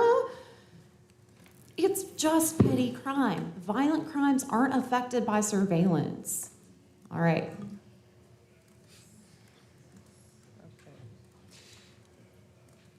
James Reisner. Did I say it right? Okay. There are several people that have yielded their time to Mr. Reisner, and if you'll just raise your hand when I call your name. Okay, Shahela and Andriana Jason. Thank you. Micah Grant Tomlinson. Yep, okay. And Pam Brown. Okay, thanks. Thank you for having a really easy to say name. Really. Oh, no worries, no worries. Okay, you all set? Oh, wait, you gotta hit. We're trying. You gotta do, oh, is it loading? It's a PDF. I didn't think to convert it to PowerPoint. Is this okay then for you? It'll be fine. It's good for the purposes. You can see my wedding, so that's what we're here for. I can see, yeah, and also you sent it, well, I got to see it ahead of time. Hello, City Council of Asheville, North Carolina. My name is James Reisner. I'm here tonight to represent myself in a private citizen capacity to explain to you how we can all create a win-win-win scenario for not only the City Council, but the police officers of this city, as well as the body of citizens. But first, I'm going to start out with a personal recollection of how automated license plate readers have affected David and I. David is my husband. He's over there. David, you want to put your hand up? Say hi. These are photos from our wedding that we had in Kennesaw, Georgia last year. In mid-2025, David was traveling home from work in Atlanta. Atlanta Automated License Plate Reader Systems, which is Flock's home territory, so it was likely one of Flock's cameras, triggered a felony stop with a response involving deadly force with my husband in the car. He was riding an Uber that was registered to a victim of domestic violence whose husband, who was suspected of domestic violence, on the title as well, according to title records that were outdated or otherwise misinformed. That license plate reader flagged David's Uber or Lyft, whichever service it was, for a felony stop by police officers, and officers responded in pretty good time, I think, and they did so and pulled over this vehicle with David in it, along with the victim of domestic violence, and pointed rifles at him. They detained David and this woman who was a victim for about a half hour, and then they released them to continue their journey home. I don't really want to think about the alternative resolutions to that scenario. It's not a good scenario to dwell on, and it's frankly very tough to talk about. But I do want to talk about how Flock and Axon are not reliable narrators when they are selling you systems that cost citizens in this city millions of dollars, and millions of dollars, hundreds of millions of dollars, in other cities as well. There is a, well, here, let me scroll down here. There's a 37% error read rate overall on a per character basis, which means that if your Flock camera is taking a photo of a license plate, there's a 37% chance one of those characters is going to be misread. Just one of those characters. And that can involve a resolution to a different plate number if that is what happens and the system does not flag it properly. I also want to emphasize that 10% of states are misidentified on the plates. So if you have a plate from Alabama and there's a Alabama car in the state of North Carolina, it may not necessarily be able to detect the appropriate state that is actually on that plate. It may resolve to not only a different plate, but a different plate number as well, which means that your identity can be mistaken in many different vectors in many different cases. Per Flock's math on their website and on their investor report, 1.4 billion monthly misreads out of information extracted out of 20 billion scans of license plate readers overall. This means that even though the error rate is 7%, because 20 billion scans are being conducted nationwide, 1.4 billion of those scans are false positives or otherwise errors themselves. In Gillum versus the city of Aurora, a mother sued the city because she also was the victim of a felony stop, and she was detained along with 4 children at gunpoint, put on the pavement. This is not to imply that that scenario would happen here, but it could. And that is not to say that we want that to happen. I think we can all agree those are all scenarios we want to avoid, whether it's my husband or a mother or anyone else who would be innocent. I understand the police have a tough job. I get it. And we could terminate those contracts today with Flock and Axon, because Flock and Axon could be out of business in Asheville, but that's not feasible. And I want to thank Kim Roney for explaining to me the nuances behind that. She educated me the other day in a private one-on-one meeting where I bumped into her at a coffee shop. She educated me about the nuances and the challenges that the city is facing currently with the Flock and Axon contracts and how there are bottlenecks and wraparound services that are being provided by these vendors. And so I get it. It's a very difficult decision to make, and it's a very controversial decision to make. And there's a lot of pressure being put on the city council, I think rightfully, but also there is a feasibility component of it that makes your jobs more difficult, and I'm here to help solve that. So, non-mass surveillance hardware alternatives is something I want to talk to you today. You could still have a license plate reader in a local network that does not share data at all with anyone else. It doesn't necessarily even have to be connected to an external database. It doesn't have to utilize metadata or anything else that is proprietary to Flock and Axon. Previous speakers were correct when they identified derivative data, otherwise known as metadata, in previous speeches that are products of Axon and Flock's identity resolution process, in which they are utilizing the license plate reads, and in some cases, even the devices that connect via Bluetooth to scan and conduct identity searches and even identify the social media profiles of potential drivers of these cars. So all this is to say is there are alternative solutions from alternative vendors. These open hardware solutions include body cameras that are manufactured either in the city, if that's what y'all wanted, and I could do that for you, or using consumer-grade body cameras with weatherization and toughness enhancement. However, there is also Access Open Platform with commercial access W102 and W120 body cameras with open APIs, which means that your technology department can figure out how best to interface with these cameras, both in a body camera as well as a license plate reader capacity.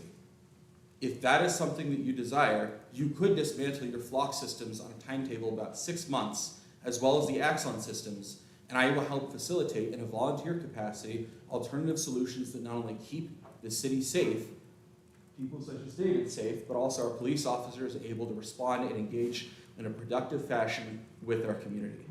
I also want to talk about another potential boon for the police force, which would be the 5-year projected savings comparison between staying with a proprietary system such as Axon and Flock and Fusus, and open source off-ramping, which could result in a 5-year net impact of savings, which could then allow for officer retention to take place, as well as bonuses for new officers to combat the shortage of officers that we have. So that way, officers could then respond and be present in communities that currently do not have the appropriate coverage that they need to feel safe in those communities, as was specified by Councilman Mosley, who is the vice mayor.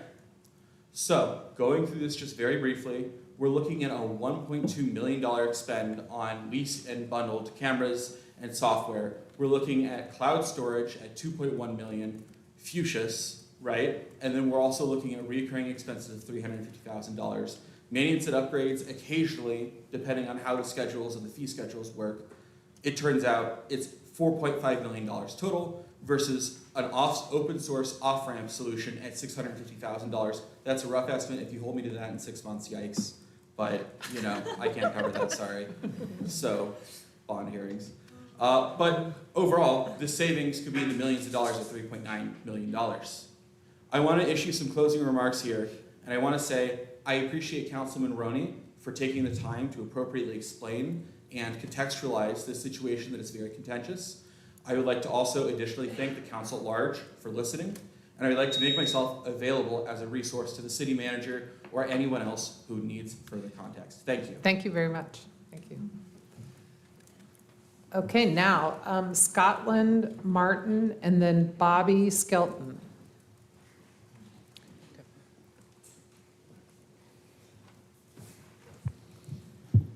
Hello, Mayor, Vice Mayor, and City Council.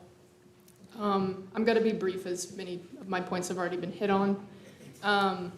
In your words on social media, we need to protect our citizens, we need to protect our civil liberties, but we also need to protect our communities, make sure our policies not only keep people safe, but protect people's privacy, end quote.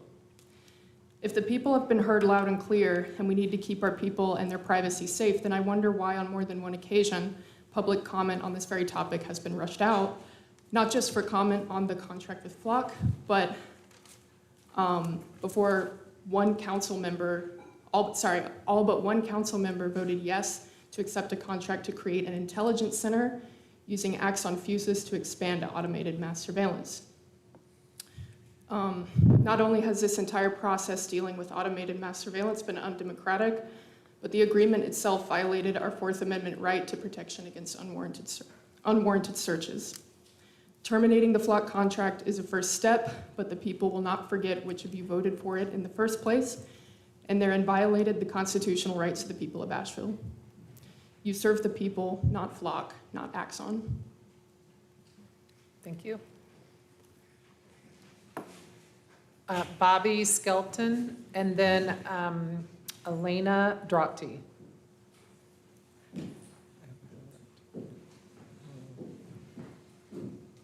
What's up, y'all? How y'all doing? I'm Bobby Skelton. I'm a porter, and I'm a member of the AFBU. First off, I'm just going to say most of this message doesn't even go to Kim at all, because she voted no against Flock, against Exxon, against mass surveillance, and I think she actually really does care about the people in this city. For the rest of you, shame on you for voting for mass surveillance and for not actually doing your jobs to try to keep this community safe. It's disgusting. Here's the simple part. Number one, I demand for y'all to take action now. Stop wasting people's time and fully ban the use of Flock, Exxon, and any other for-profit automated license plate readers now and in the future. Number two, place a moratorium on the use of existing ALPRs, meaning Flock, Exxon, and any other for-profit companies in this field. Number three, remove any and all language permanently about using Flock, Exxon cameras, or any other nonprofit or for-profit companies in this field now and in the future. We have other things that we could be focusing on in this city and spending our time on. We need affordable housing. We got people who can't eat and feed their fucking kids. Sorry. Nope. But it is true. And we got more important things to do, and y'all need to be doing that. Kim, you kick ass. The rest of y'all, I ask that you resign if you don't cancel Flock and Exxon. Thank you. Thank you.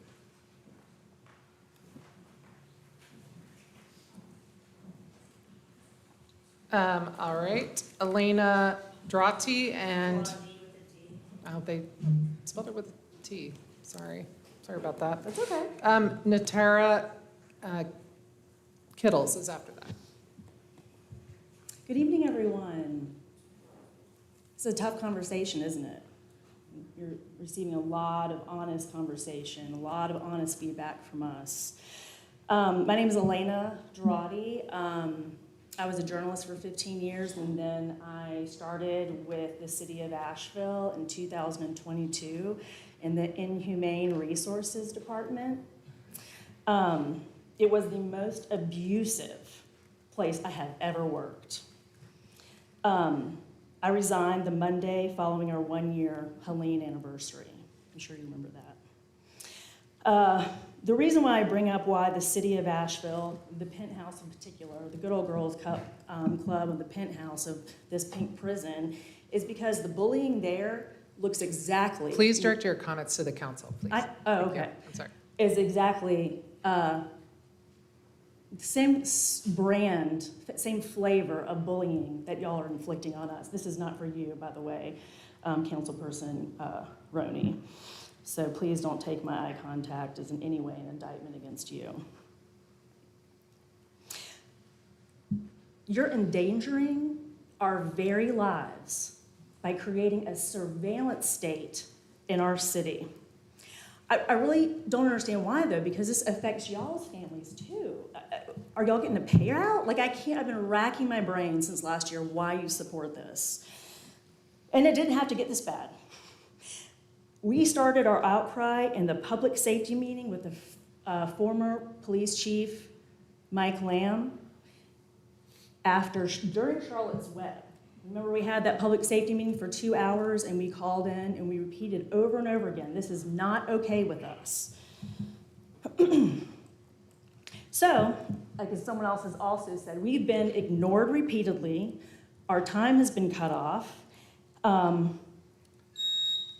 Your amendment doesn't. So, this is offensive. You think we citizens of Asheville are unintelligent? We voted, hired you to work for us. We don't work for you. You work for us. All right, thank you very much. History will not remember you kindly. Shame on each of you. Okay, Natara Kittles. And then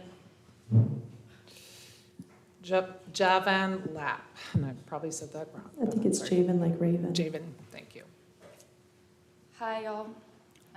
My name is Natara Kittles. I was born and raised here and currently live and work in West Asheville. I'm here to voice my support of canceling the contract with Flock, and I'm also asking council to amend the ambiguous language that leaves room for Flock to be introduced in the future. The privacy and civil liberty concerns around Flock have been well documented, and council should cancel the contract in a definitive way.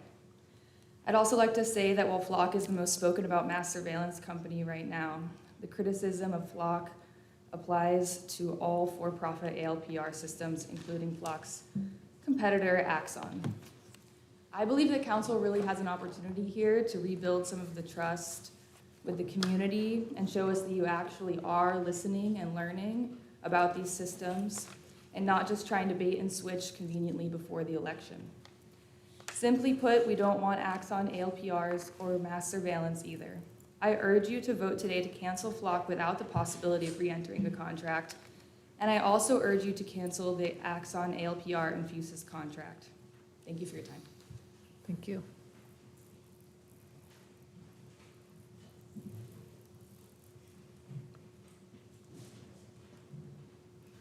Javen Lapp and then Elizabeth Rawlings. You got it right the second time. Good evening, council. My name is Javen. I would like to voice support for canceling the Flock contract. I hope this is a good faith step towards reducing dangerous surveillance overreach and not a cynical attempt at getting good headlines before an election while still planning to erect Axon ALPRs all over the city. I hope council understands that the collective outrage over the RTIC and Flock cameras is not about one company. It's about all forms of automated network surveillance, particularly those operated by for-profit corporations, hungry for our data. These cameras are dangerous. They often make mistakes, resulting in guns being drawn, as was eloquently explained earlier, all over the country on innocent people due to errors in the automated systems. They're also ripe for abuse, as reported heavily by 404 Media and Ben Jordan. Today, my normal travels would take me by 3 of these cameras. One on Haywood Road, one on Brevard Road, and one near the airport. And I don't know which ones y'all control and which ones are the county or which ones are who. I managed to avoid 2 of them by taking longer and more annoying routes through neighborhoods, which I do every single time. Not because I'm committing any crimes, I'm going to work, but because I do not trust these companies with my daily location habits. So I'm asking you to put a pause on any form of ALPRs or automated cameras until a full and extensive public feedback process can be completed. And sometimes I hear the comments that once a crime happens, we'll all want these cameras, that the only reason we don't want them is because we don't understand. And I'll just say, 12 years ago, I was punched at 51 Grill by a stranger. He broke my face 3 places right here. That crime was never solved. My father was killed by an unknown assailant in Dallas, Texas. Also unsolved. I would not trade a conviction in any of those things for these cameras. I don't want these cameras. And it doesn't matter what random stories they can find that show convictions. These are violations of our privacy. Thank you. Thank you. Elizabeth Rawlings and then Sean Snyder.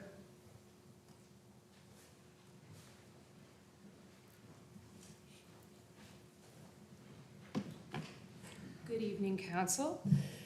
I want to start off by thanking you for proposing to end the flock contract, and I would like to encourage you, like so many others have, to put a pause on all of these surveillance infrastructure that we have, purchase of any other ALPR tech, regardless of vendor, and take time to talk to the community about how they feel about having these in their neighborhoods.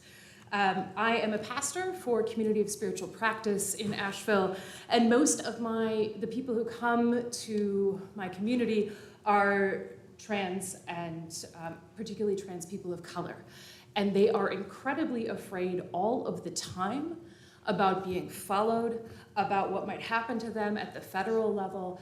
And they are not people who are going to come speak here tonight in front of you because of their fears, but they are very afraid that when this current administration decides that it wants to find trans people, it will use this kind of technology to do so. It is already doing it with immigrants. We know that. We know it's already being used to find women who've had abortions. And with the metadata, there is nothing stopping these companies from giving the metadata to the federal government, even in the contracts if it says the pictures are yours. I also want to speak briefly about a fear that is mine and is personal. As a clergy person and a community organizer, I have had instances in other places that I live where the police know who I am. And they make me very aware of that. I have had friends who have had to move from the cities that they live in because the protests that they go to and are involved in make the police mad. And I tell you that because a couple of years ago, I wrote an email to council, and Kim Roney forwarded it to the police chief so that I could get an answer to my question. It was about surveillance. And when I checked my social media later, I was being creeped on by the deputy chief of police. And I Thank think you. that's weird and creepy, and I don't know how much further that can go. Thank you. Thanks. Sean Snyder and then Kenyon DeLuca. I'm getting you with the names tonight.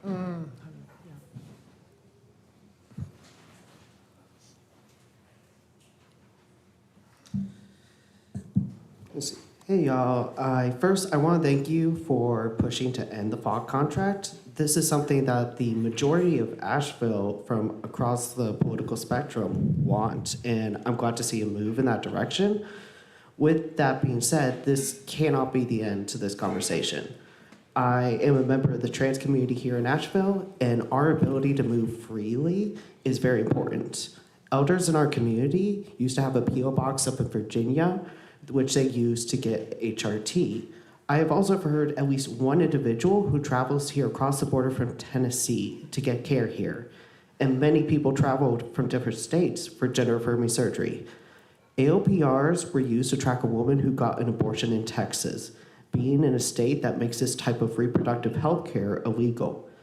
We in the community see these tools not being a tool to protect us, as they may claim, but as one to harm us, especially by the federal government, which considers us to be terrorists. If Tennessee decides to fully ban any gender-affirming care, these cameras can easily be used to harm them. In case in Texas, states that claim protections for those accessing abortion still had their cameras searched, with them not realizing that's why it was being done. You keep saying you'll make sure that this is not used for ICE activity, but I want to ask you, will you share data with Highway Patrol or Henderson County? Both of them are in the 287G program, which turns these departments into an arm of Homeland Security. Giving this data to them is giving the data to ICE. We are asking to cancel the FLOC contract. We demand a resolution be amended to pause all ALPR use and equipment purchases, and demand a real evaluation during the pause with public input, independent experts, and balanced public hearings. Thank you. Thank you.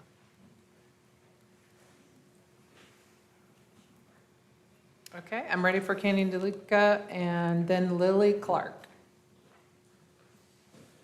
Hello, good evening, everybody. I think first thing I would like to say is thank you for allowing us all to speak. Last time I was here, we got cut off in an hour, so grateful for that. So just a couple points that I want to touch on. I did some number crunching based on the misreads and the amount of scans that is posted online on our transparency board. Flock, and the numbers came out to, using that smaller 7% number, the potential for up to 25,000 misreads with Flock ALPRs, and the potential for 58,000 misreads for Axon ALPRs. In light of that, I'm asking member Kim Roney, Esther, Sage, anyone who's been on social media on this issue, I would ask you to do a few things. Cancel the Flock contract. We support it. I know a lot of you want to do that. Also, we would like the resolution to be amended. Pause all automatic license plate readers in use and equipment purchases. This resolution must apply to every vendor in both fixed and fleet mounted cameras. We demand a real evaluation during the pause, committed public input, independent experts. The community helps choose and balance public hearings, and also to remove all language about the ability to have these cameras be brought back in the future. Thank you. Okay, Lily Clark.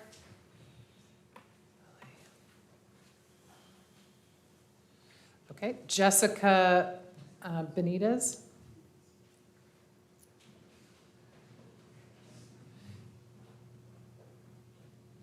And then Sean Fern.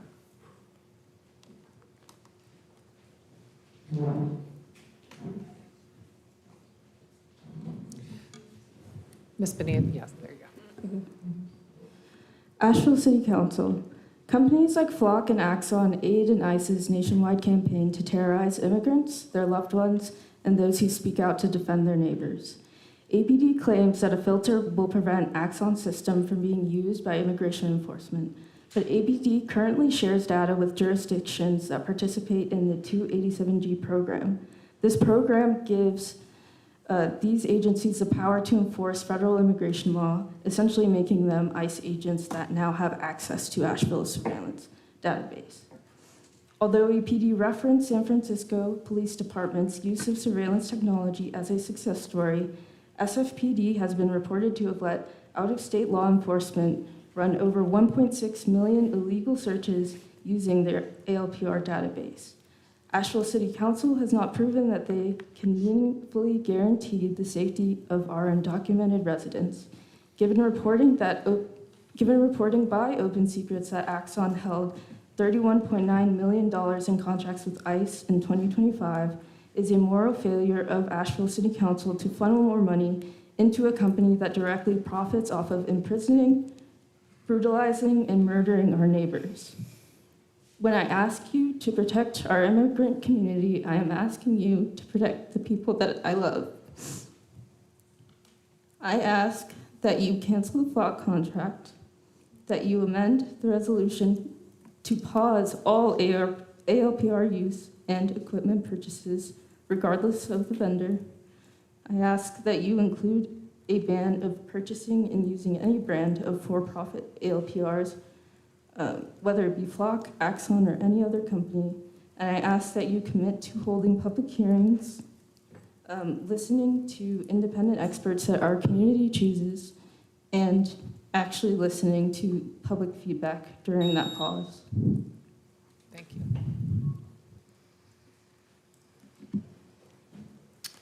Sean Fern and then Mo Knight.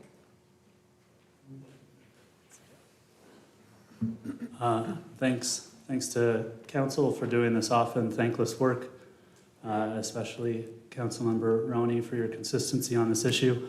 And thanks to everyone who showed up to speak tonight. I appreciate the move to terminate the Flock contract. I believe cameras from these surveillance companies offer a false sense of security that can just as easily be used against us. and they are no substitute for the hard work of building community where we look after each other. We have Asheville residents who are currently in ICE detention, and thanks to 287G, this surveillance will get more of us taken away. For these surveillance companies, we are both the customer and the product. We pay them for cameras as well as data they have collected. I ask for 4 further steps at this time.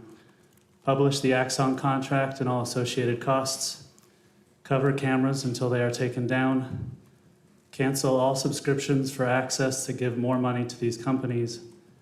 And stop the use and purchase of all ALPRs for a period of evaluation with input from the community and independent experts. Thank you. Thank you. And then Mo Knight.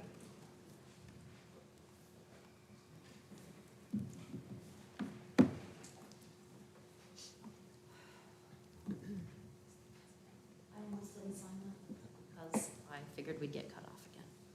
Is my time begun? The public isn't stupid. We see that this is election season sleight of hand. We know the metadata collected will be available increased to the increasingly hostile federal agencies. The penal code is already selectively, asymmetrically, and injudiciously applied. Now the government designates people against fascism as terrorists. People seeking reproductive care, queer people, and our immigrant community members are under constant threat already. Any citizen exercising their right to resist the Israeli fascist Zionist genocidal entity we have become as a country is now at risk of being sent to ICE concentration camps where incels rape children. Prove you aren't being bribed or blackmailed. Save your souls and turn back now.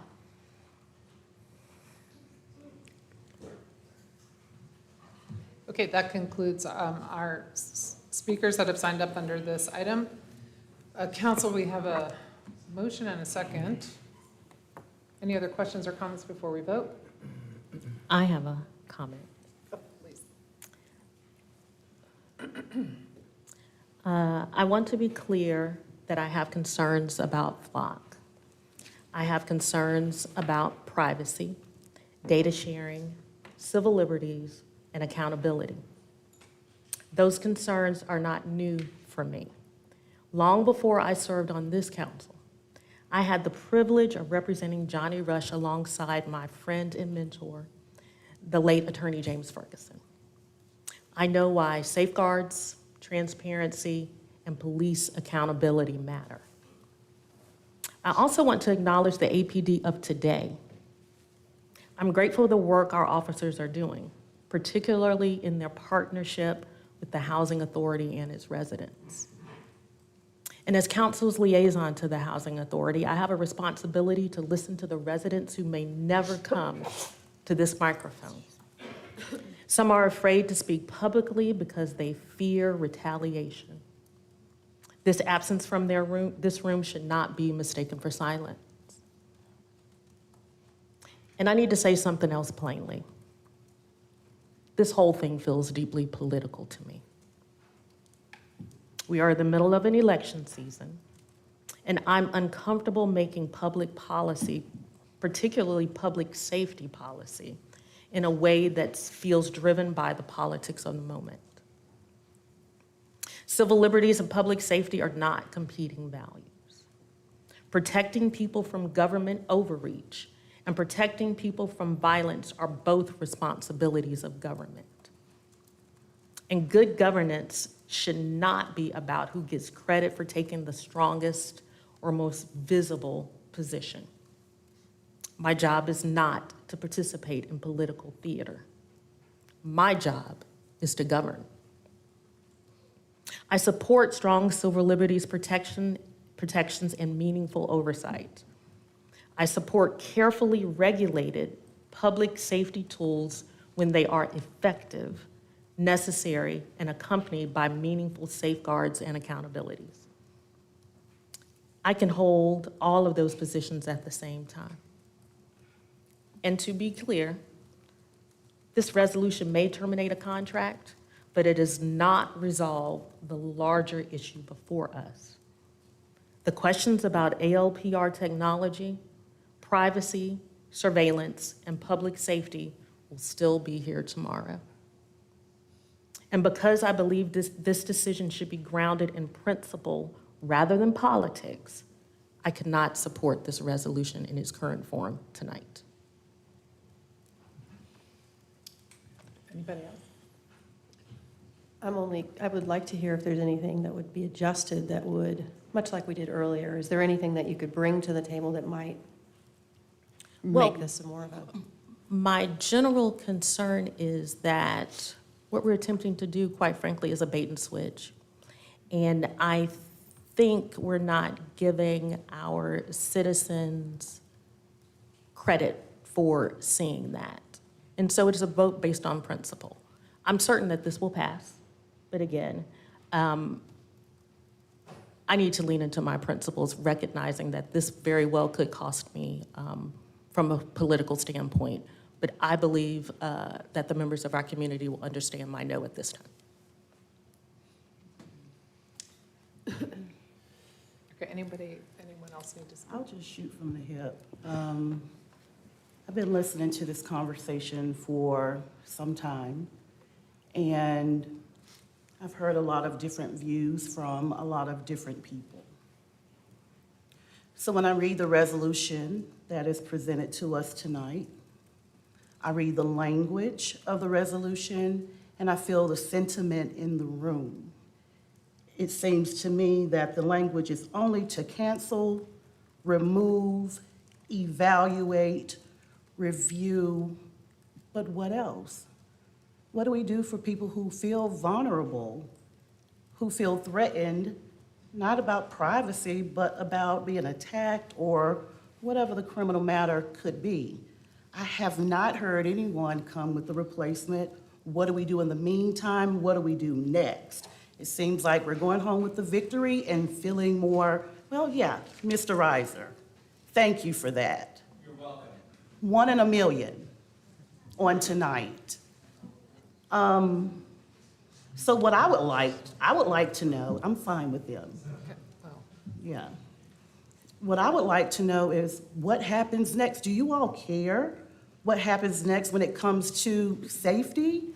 Because tonight I hear privacy over conviction, privacy over safety, privacy over justice. So if the conversation was balanced, then I'll be all for it. But I haven't really heard strong advocacy for public safety, even community-led safety. So I'll be voting no. Thank you so much for saying that, Councilwoman Smith. I really appreciate that. I appreciate that perspective a lot. I will be supporting this tonight, but with some of what my colleagues are saying in mind, because this exploration for me needs to cover that. It needs to cover the missing component. You know, we talked about housing earlier. When we talk about housing, we often say, we're trying to build housing for people not in the room. They don't have a voice yet. Everything we do, when it was transit, we're trying to get people on the bus that can't get to the bus. Right now, it's similar. We're trying to protect people that are victims of crime, that are not getting the solve rates and the response that they need. It's multiple layers. I need solutions for crime. I need support for our police department. We are working together better than ever, and I appreciate them, and I know this is a very difficult situation for them. Everyone is trying to do the best they can to keep this city safe. I have great respect for the privacy, civil rights, all of it. We have to figure this out together. It's not surprising to me that there's a big pushback in the community. There's a lot of pushback in a lot of communities because so many are trying to figure it out. It's moving fast. I really hope this evaluation period comes back with not just detraction, but also solutions. I appreciate everybody's time tonight. I also really want to say I appreciate the civility of it. Last time it was a little rowdy. There was banging on the walls. There was yelling over people. This is so much more helpful. I was able to understand and hear more perspective as a result. So thank you. Thank you to everybody that came and spoke. Mayor, colleagues, yeah, I think my colleagues bring up a good point. It is election season, and this really does play into the tech billionaires' wishes for us to infight among progressives. But I think if what folks describe were accurate, I think we'd all be against this, but this isn't mass surveillance. We're not using artificial intelligence. If ICE comes into our community, how are we going to hold them accountable if we don't have cameras? I have heard from Black, brown, trans, working class folks. Not all of us are 6'2" and 170 pounds and can afford to have violent attackers out there in the community be held unaccountable. Some of us are women, some of us are elderly, some of us are LGBTQ, some of us are part of these populations that you claim to speak for, which you don't. We're also not talking about ICE, we're not talking about IDF, we're not talking about Georgia, we're not talking about Texas, we're talking about our Asheville Police Department in Asheville, North Carolina, that is accredited to the highest standards. That I wish more people would actually take the time to get to learn their police department. Also, could you imagine going to some sort of sales pitch and saying, I have 40% error rates? You know, we do have 5% error rates on these license plate readers, but our APD policy says that we have to double check, triple check. And that's why it's important to understand the facts. And errors that are human errors, when I did the comparison, were much larger than these ALPRs. Public safety and civil liberties, as Vice Mayor said, are not opposing values. And I also refuse to govern as though we must choose between them. I will support ending Asheville's contract with Flock Safety because I do believe legitimate concerns have been raised about this company's national network, its data sharing practices, and whether Asheville itself can maintain sufficient control over our community's information. However, ending one vendor's contract is not the same as rejecting responsible technology, and I will not personally allow this decision to become a backdoor to weakening or defunding the Asheville Police Department. That doesn't make any sense that we would tie the hands of our own local police department while everybody else, including criminals, have access to this. They serve legitimate public safety purposes. They can help locate stolen vehicles, find missing and endangered people, develop leads after shootings, as they have recently done. I'd like to remind my folks who apparently live in neighborhoods where they don't need police, and I would love to live in that neighborhood. Please let me know where that is. But we had a lady that was held hostage in a downtown store and then ran in a FedEx truck. Guess how we were able to track them within minutes? We had a lady that was attacked in Bent Creek. And guess how we were able to track and identify that person and hold that person accountable? We had a mass shooting in downtown Asheville where innocent people were murdered and more people were injured. And guess how we developed leads? By this technology. Yes, as you said, our job is to protect. Our number one job as local government is to protect the public. And I plan on doing that. And I plan on allowing our law enforcement to have every single tool at their disposal. Now, these do require strong enforceable safeguards, restricted access, which we have, documented investigative purposes, which we have, short retention periods, which we have, controlled data sharing, which we have and even tightened up more, regular audits, which we have, transparency and real consequences for misconduct, which we have. And the public has been clear about that. And we support that. I support that. However, I'm also not going to accept the argument that our police, our law enforcement guys, the people who we are going to call if we're scared, who I have literally, as a gay Mexican person who's an elected official, have entrusted with literally my life. I'm not going to sit here and accept that these are the only people in our society that we cannot trust with technology. Come on, okay? Those who commit serious crimes, they adapt. The threats confronting our community, they evolve. And we cannot expect our officers to respond to modern dangers while leaving them in the dark ages and trying to put them back into the 1990s.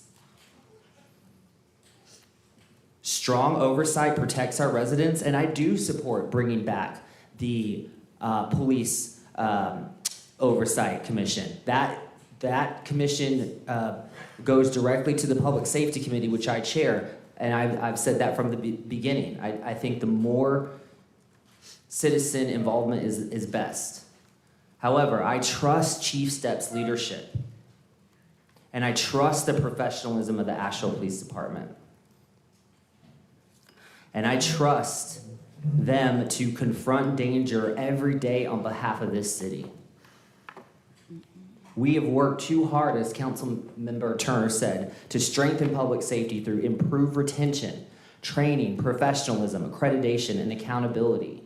And we're not reversing those gains now. We can demand accountability without abandoning our public safety goals. We can embrace effective technology without surrendering our constitutional rights. The people of Asheville deserve both, and I will continue fighting for that. All right, thank you. I have I know we're getting ready to vote on this, but hearing my colleagues and the real concerns in our community, I'm going to be sharing a resource that has been shared by Ben Jordan, who's here today, called The Efficacy of Flock ALPR Systems.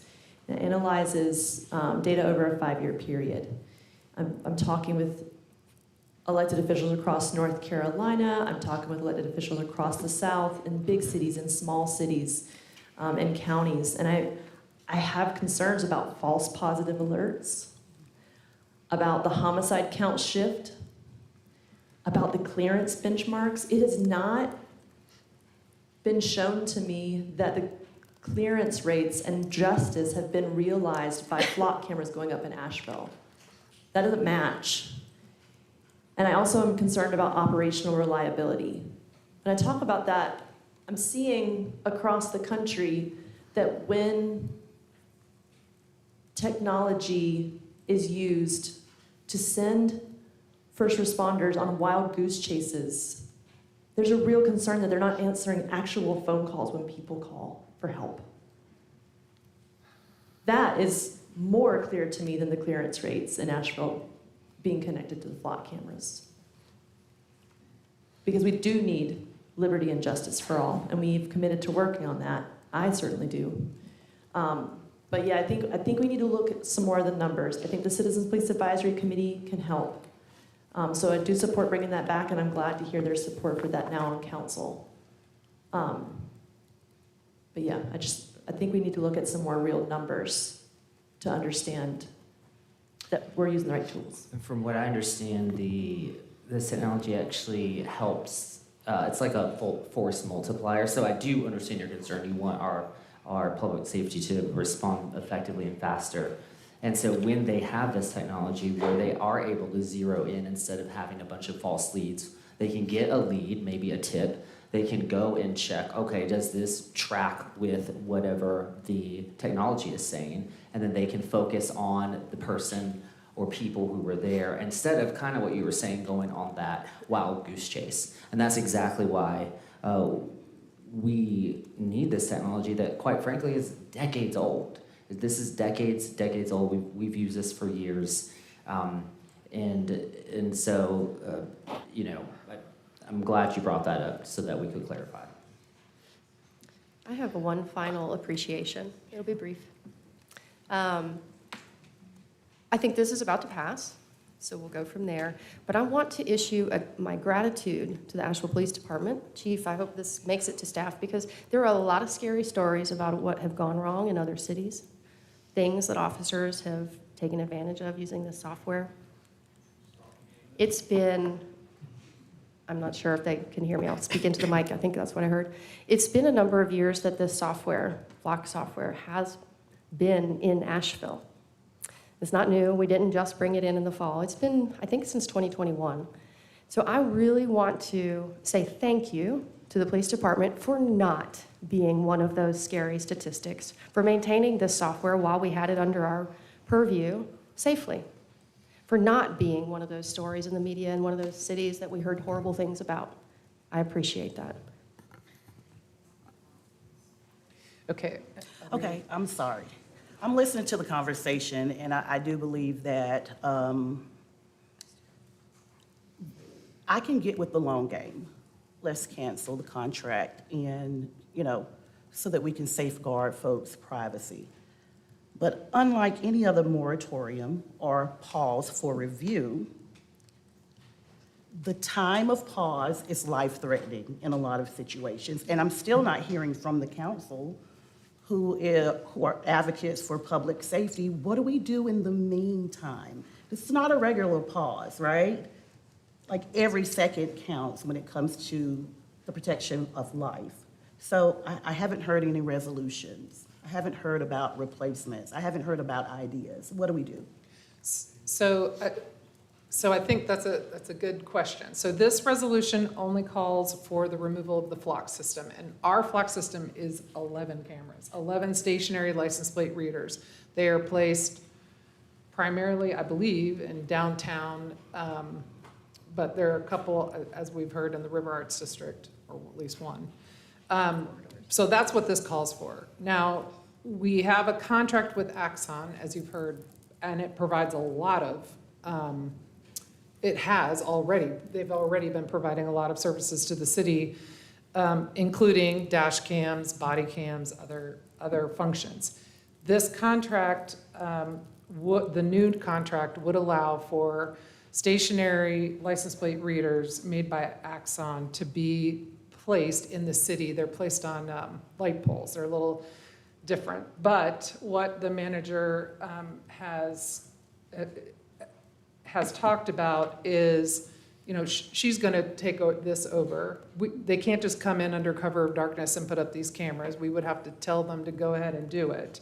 And so this gives us an opportunity for her to look at that and complete this review, look at whether our current policies cover this well enough, whether we need enhanced policies to deal with it, whether we want to move forward with that aspect of the contract or not. Those will be the decisions that she's looking at. I can only rely on what we're told by people that work on these systems. I listen to you all and what you all have to say. I listen to people who work in our police department and tell us about these systems. As I understand, the reason why nationally Flock is the major focus of this effort nationally is because Flock has an integrated national system where the data does not appear to be secured in a way that any one community can have assurance that their data is not being shared. Now, our police department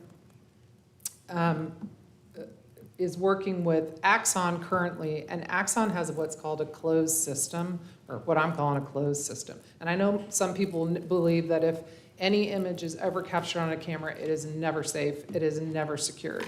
And I understand that. But we have not had any issues, as far as I know, with Axon to date. But, as I've said before, this is fast-moving technology. I think one of the reasons Flock became so controversial is their system grew so vast that now everyone has access to this platform and all this data. So Axon's system functions differently. I think we need to take a look at that. We've never had stationary Axon LPRs before, so as far as I know. So that's something new that we need to look at. But I think the manager's heard the concerns, and she will work with the chief to look at this and come back to us with information about it.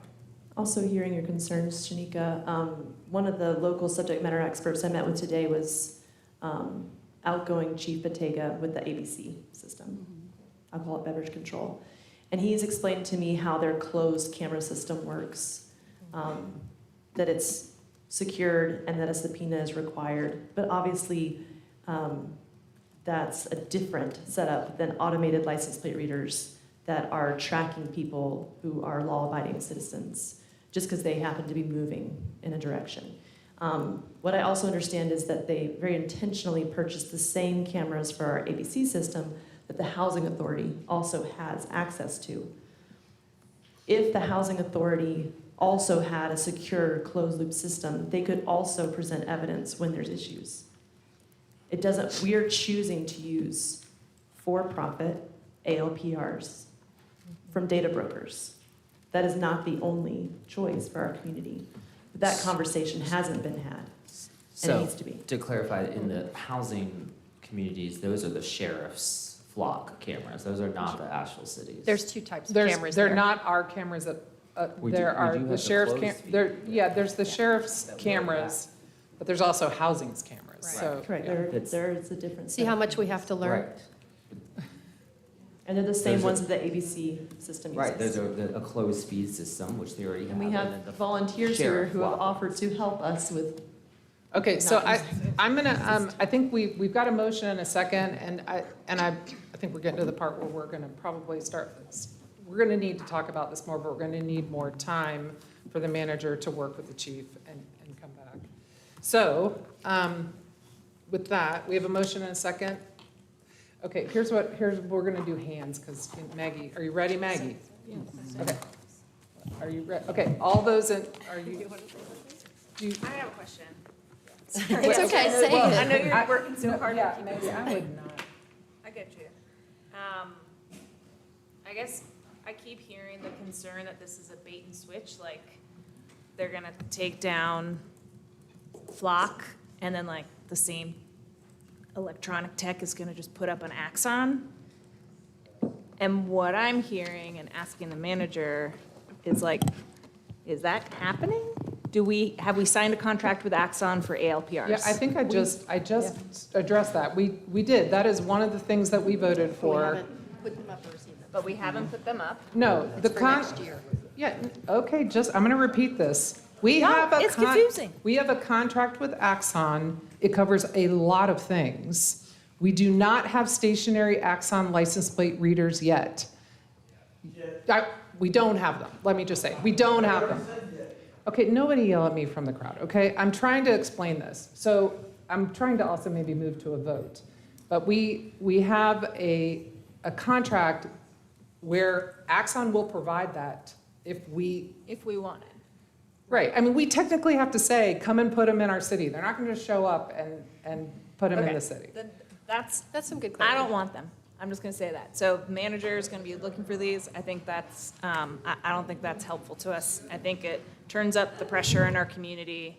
I do also feel. I mean, I'd like to wait and let the manager do the research. I mean, I think we're hearing conflicting concerns regarding the balance between those who we haven't heard from, who are not speaking tonight, that are concerned about safety in their neighborhoods and our communities, versus the privacy concerns and civil liberties concerns of the community broadly. So I don't want to encourage us to do anything other than vote at this time and trust the manager will bring us back with that information. And what we're hearing is, Yes. until we hear from the manager, nothing is moving forward on that front. So I just That's want that to be correct. very, That's very right. clear. That's right. That's No what I one's gonna understood. like, in one day, swap-a-roo. There won't be anything. Nothing is You know, moving. I think it's so important for us to all just listen to each other. Okay, all right, so we have a Okay. motion and a second, and did you want to say something? I was just going to say, just to lay it flat plainly. Lay it flat.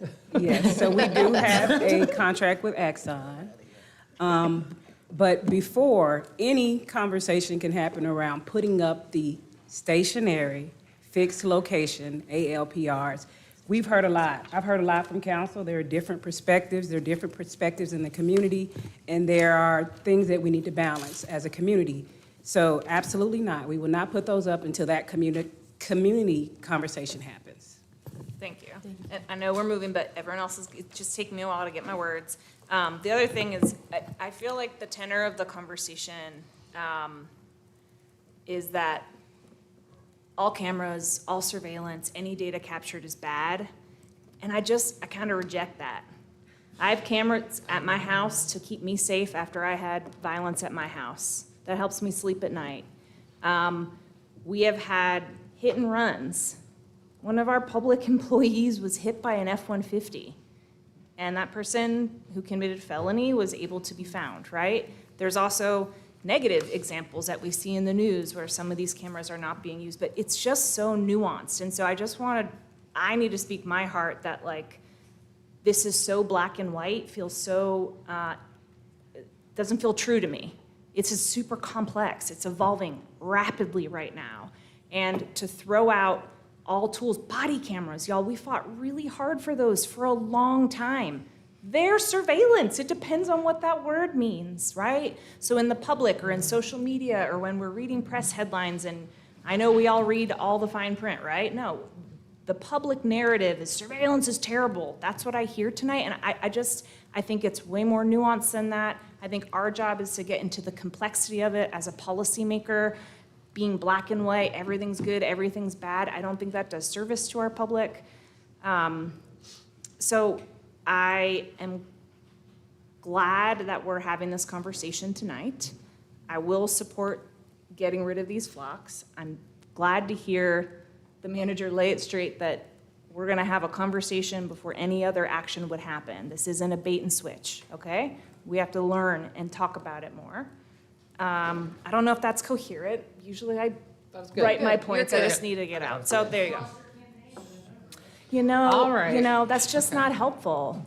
You can say whatever you'd like, but it's just not constructive. We're gonna vote, and, are we ready? Ready? Okay. All those in favor, please raise your hand. All those opposed, please raise your hand. Okay, so the vote is 5-2. You got that, Maggie? Okay, we are done with this item for today on the agenda. Does it help the city staff? I had prepared that, I wanted this one to be really clear. But if we provide instruction on a moratorium on the future purchase of the Axon cameras because it's in the existing contract and the agreement with the federal government regarding the grant, because I move to have a moratorium on the purchase of new ALPRs. Even though I know the city manager has let us know they're not going to go up, but are we going to purchase them? I think the contracts already exist, so that's not the issue. I mean, the contract exists, so. There's a motion. Okay, there's a motion. Is there a second? I thought we voted. We did. She just made a new motion. A motion to ban the purchase of new ALPRs while we're under review. Okay, council, just as a point of order, I know, this sounds like this would be sufficiently different from anything on your agenda. You would actually need to make a motion to add this item before you could even consider it. I move to add this item to the agenda. All right. I've got enough faith in the manager to do what we just talked about, so. Anybody have a second? All right, the motion fails for lack of a second. All right, we're going to take a quick break because we've got a few, we're done with this part of the agenda. We do have a few people signed up to speak under general public comment. So 5 minutes or so. Okay, we are back in action. All right, we are to the portion of our agenda where we have general public comment. We have 12 people signed up to speak under general public comment. This portion of the agenda is for matters that are not on the rest of the agenda. And the first person signed up to speak is Patrick Conant.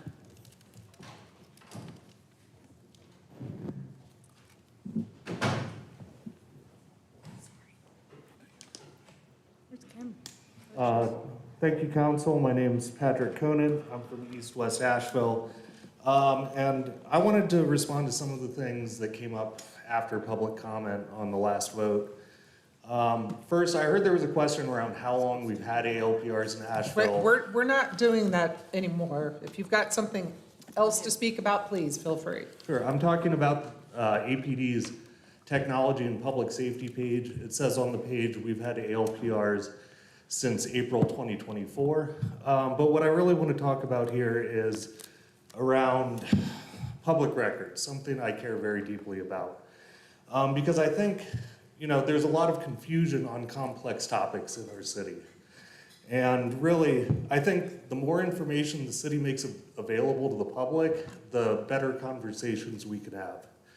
The biggest thing I want to highlight is the Axon quote list. The city has put out some of the Axon contract, but one item that hasn't been released is the price list that tells us what equipment we're actually buying. And, you know, there's even confusion on council tonight about are we buying stationary ALPRs or not. That has to be in the price list, whether you're paying for it or not. So I just want to encourage the city to consider making that quote available to the public. Even if it's deemed a trade secret under North Carolina public records law, you still have the choice to release it to the public. You're just not required to release it to me. So, you know, I just want to say, the city has put more information out about these programs than you ever have in the past, and I want to acknowledge that. But it's not everything. There's still information missing. And I just encourage council to do what you can to ensure the public just has all of the facts on the table. That way we can have informed conversations. I also just want to note, City Council cut public comment to 2 minutes tonight, and you all asked us to bring our concerns on the topic and solutions in 2 minutes. That's really hard. If you all want to have better conversations, maybe 2 minutes of public comment isn't the way to do that. Thank you. Gino Perez.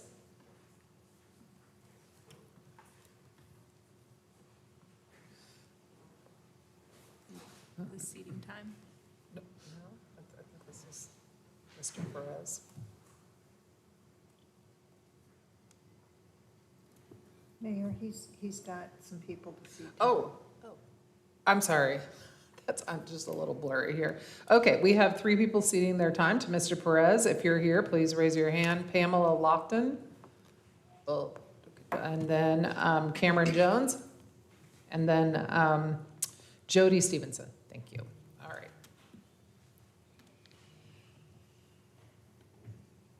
Good evening, Mayor, council members. My name is Gino, and I run Better Together Transportation. The transit vote was pulled from tonight's agenda, but it will come back. Before it does, I want to address several questions council raised last month. Councilwoman Turner asked the central question: why does the city need transit? Transit gives people choices in how they live their lives. One of those people was Noelle, a little girl about 3 years old who lived at Transformation Village. We drove her, her baby brother, and her mother out to the Arboretum one day. She got to run around outside and explore the gardens. When I picked them up, her mother told me, I didn't realize how small my world had become until I stepped outside of it. Transportation makes the world bigger for families like Noelle's. Taking it away shrinks their world. That's what the draft network put at risk. It tried to improve frequency by redistributing the service Asheville already has. Some riders would go from 30 minutes to 15. Others would go from a bus to no bus. Council recognized that problem. You spent much of the last meeting trying to find another way to serve these riders. Staff is now examining the growth network and how to fund it. But until Asheville adds capacity, we are still working with the same buses, drivers, and service hours. You raised microtransit, mountain mobility, and partnerships as ways to preserve service. I looked at what each could actually deliver. As you move forward, here are 3 mistakes we cannot make. First, if you know what you're taking away, you should know what you expect in return. Your consultant can tell you how many more jobs someone could reach by bus. But the report itself says these measurements are not forecasts. And when council asked for a forecast, your consultant declined to give one. There's reason to question how much of that job access becomes ridership.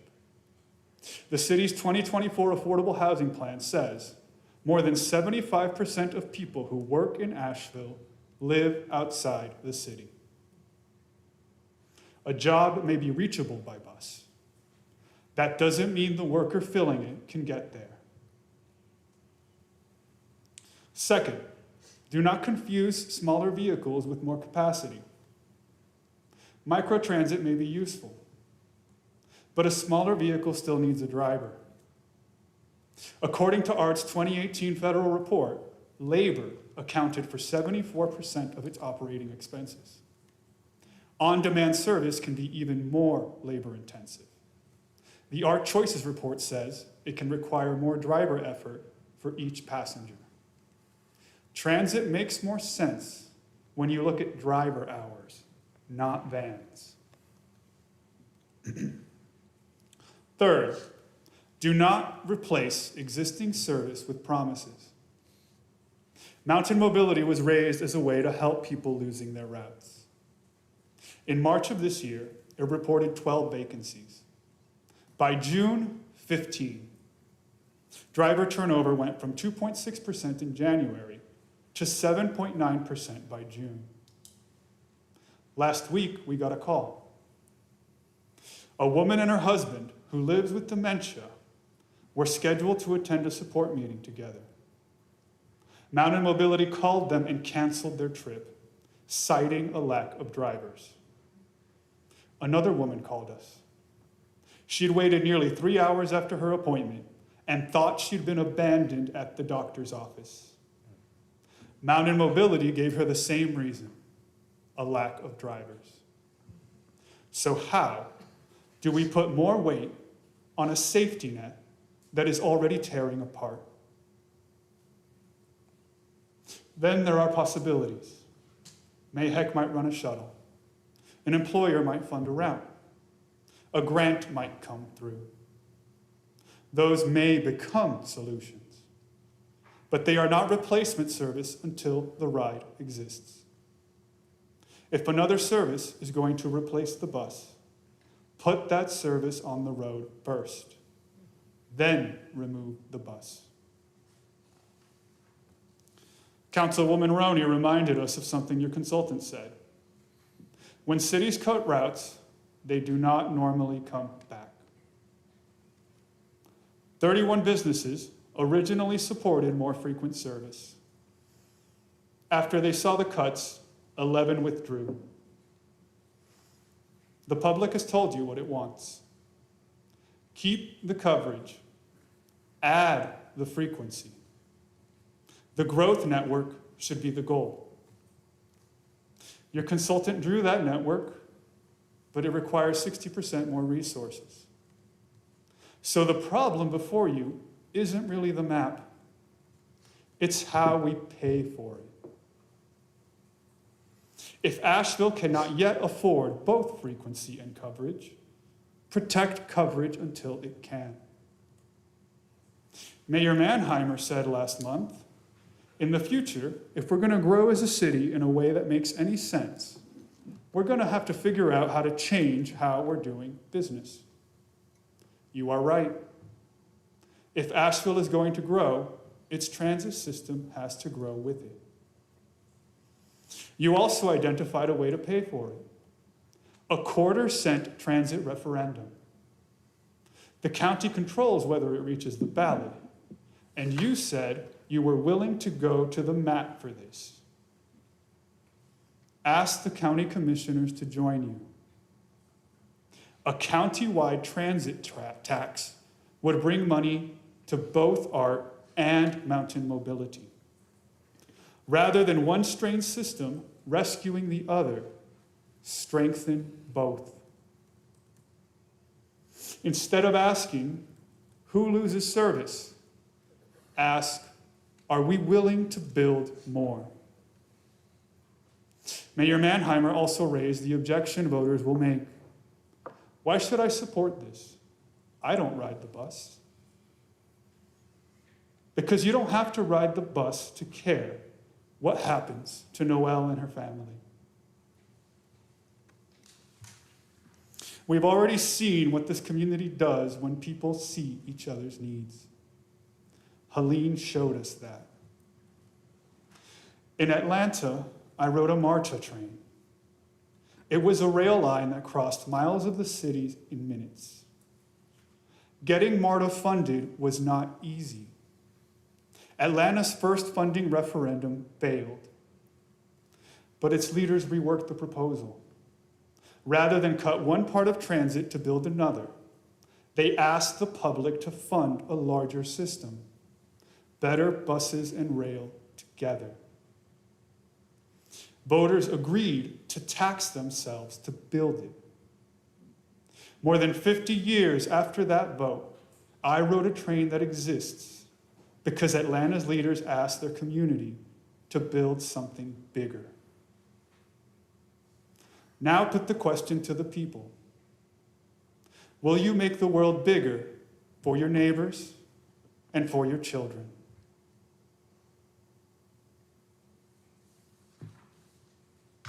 Thank you. Thank you. Jen Hampton?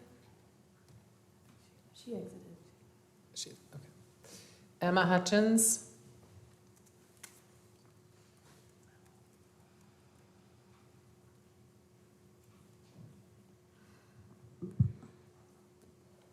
Hello, everyone. My name is Emma Hutchins. I'm Just Economics Interim Executive Director. Isn't our community so smart and so caring?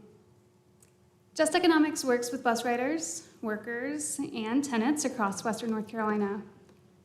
We were at the table through the process of the COA, and after 2 rounds of public engagement, it was clear that riders do not support the draft network as proposed. We are encouraged that the vote was removed from tonight's agenda, and we're hopeful that Council will instruct staff and consultants to consider alternative options. Some of those options include implementing the coverage map, which improves time transfers but keeps the coverage, keeping the current transit map, and working to increase funding to meet goals around increased frequency, or adjusting the draft network plan to maintain more coverage while partnering with employers and service providers to fill the gaps. We're also very encouraged by all the attention and engagement that we've seen from local business and the public around public transit. I believe that this demonstrates a shared and collective desire for Asheville to have a public transit system that gets people where they need to go and meets everyone's needs.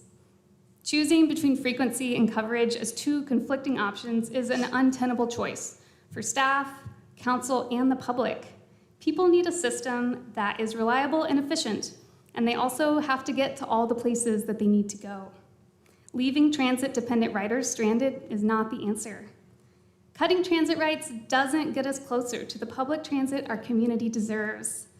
Creating the system Asheville needs will require increased funding and investment, and we ask that the city seek partnership and additional funding to make that system a reality. In the meantime, we urge city staff to go back to the drawing board and for council to reject the proposal on the table. In the words of our patron saint of Appalachia, Dolly Parton, sometimes if you jump into something too quickly, you can screw up something that might have been good 2 years down the road. Thank you. Our first Dolly mention.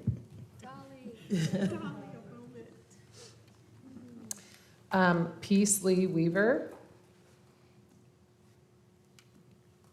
No? Yes, no? Yes, no? Pam Brown? Heather Smathers?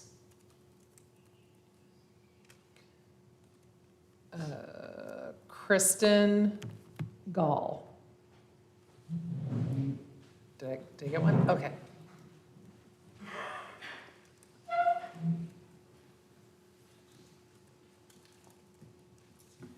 I would ask you guys, as my city council and mayor, to, after this, my first, but not yours, but very dramatic council meeting, to take a breath, picture yourself under the canopy of 20-plus 80 to 100-year-old oak trees. I'm sorry, could you speak into the Oh, sorry. Thank you. I would ask you to just picture yourself relaxing under 20-plus 80 to 100-year-old oak trees. I am here today about Asheville's urban forest plan, which came across my Facebook page. Hey, we have this thing. And I looked over down the street where I've lived for 10 years. I'm a resident and a property owner in the South Slope. And I'm coming today, and I don't really know what I'm doing, but I was told this is where it starts. So there's a property, 11 Collier Avenue, which, this is how ChatGPT helped me articulate myself, should be evaluated as a priority for our new urban forest preservation site because it contains a historically significant stand of mature trees, and it represents one of the remaining little forest. It's only a half an acre on the South Slope, and it's absolutely amazing and beautiful.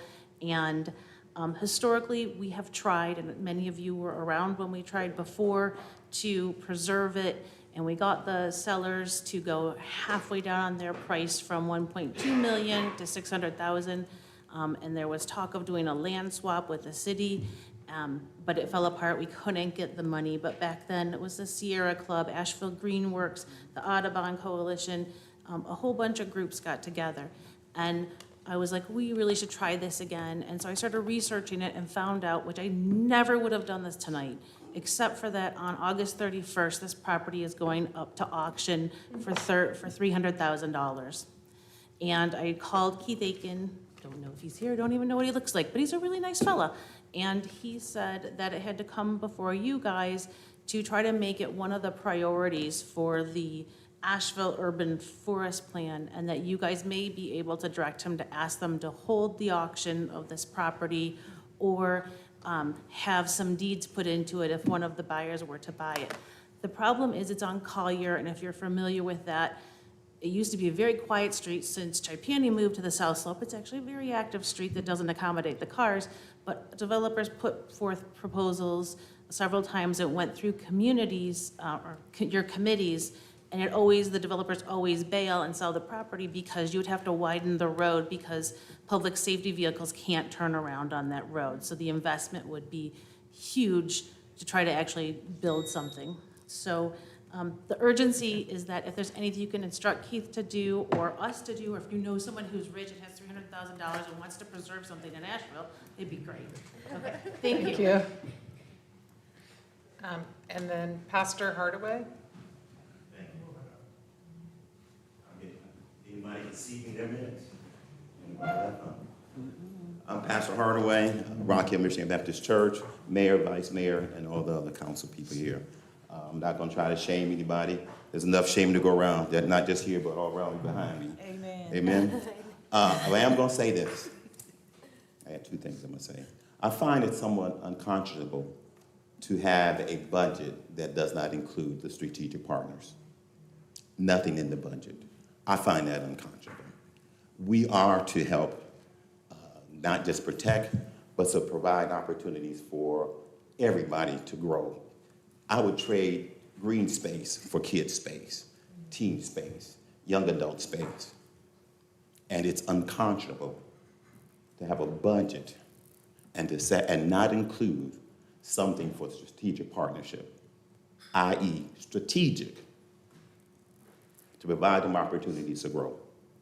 One other thing I'm going to say with all the stuff that's been said, all the stuff that's been going on, Ben Franklin said, any society or community that is willing to give up a little liberty to gain a little security deserve neither and will lose both.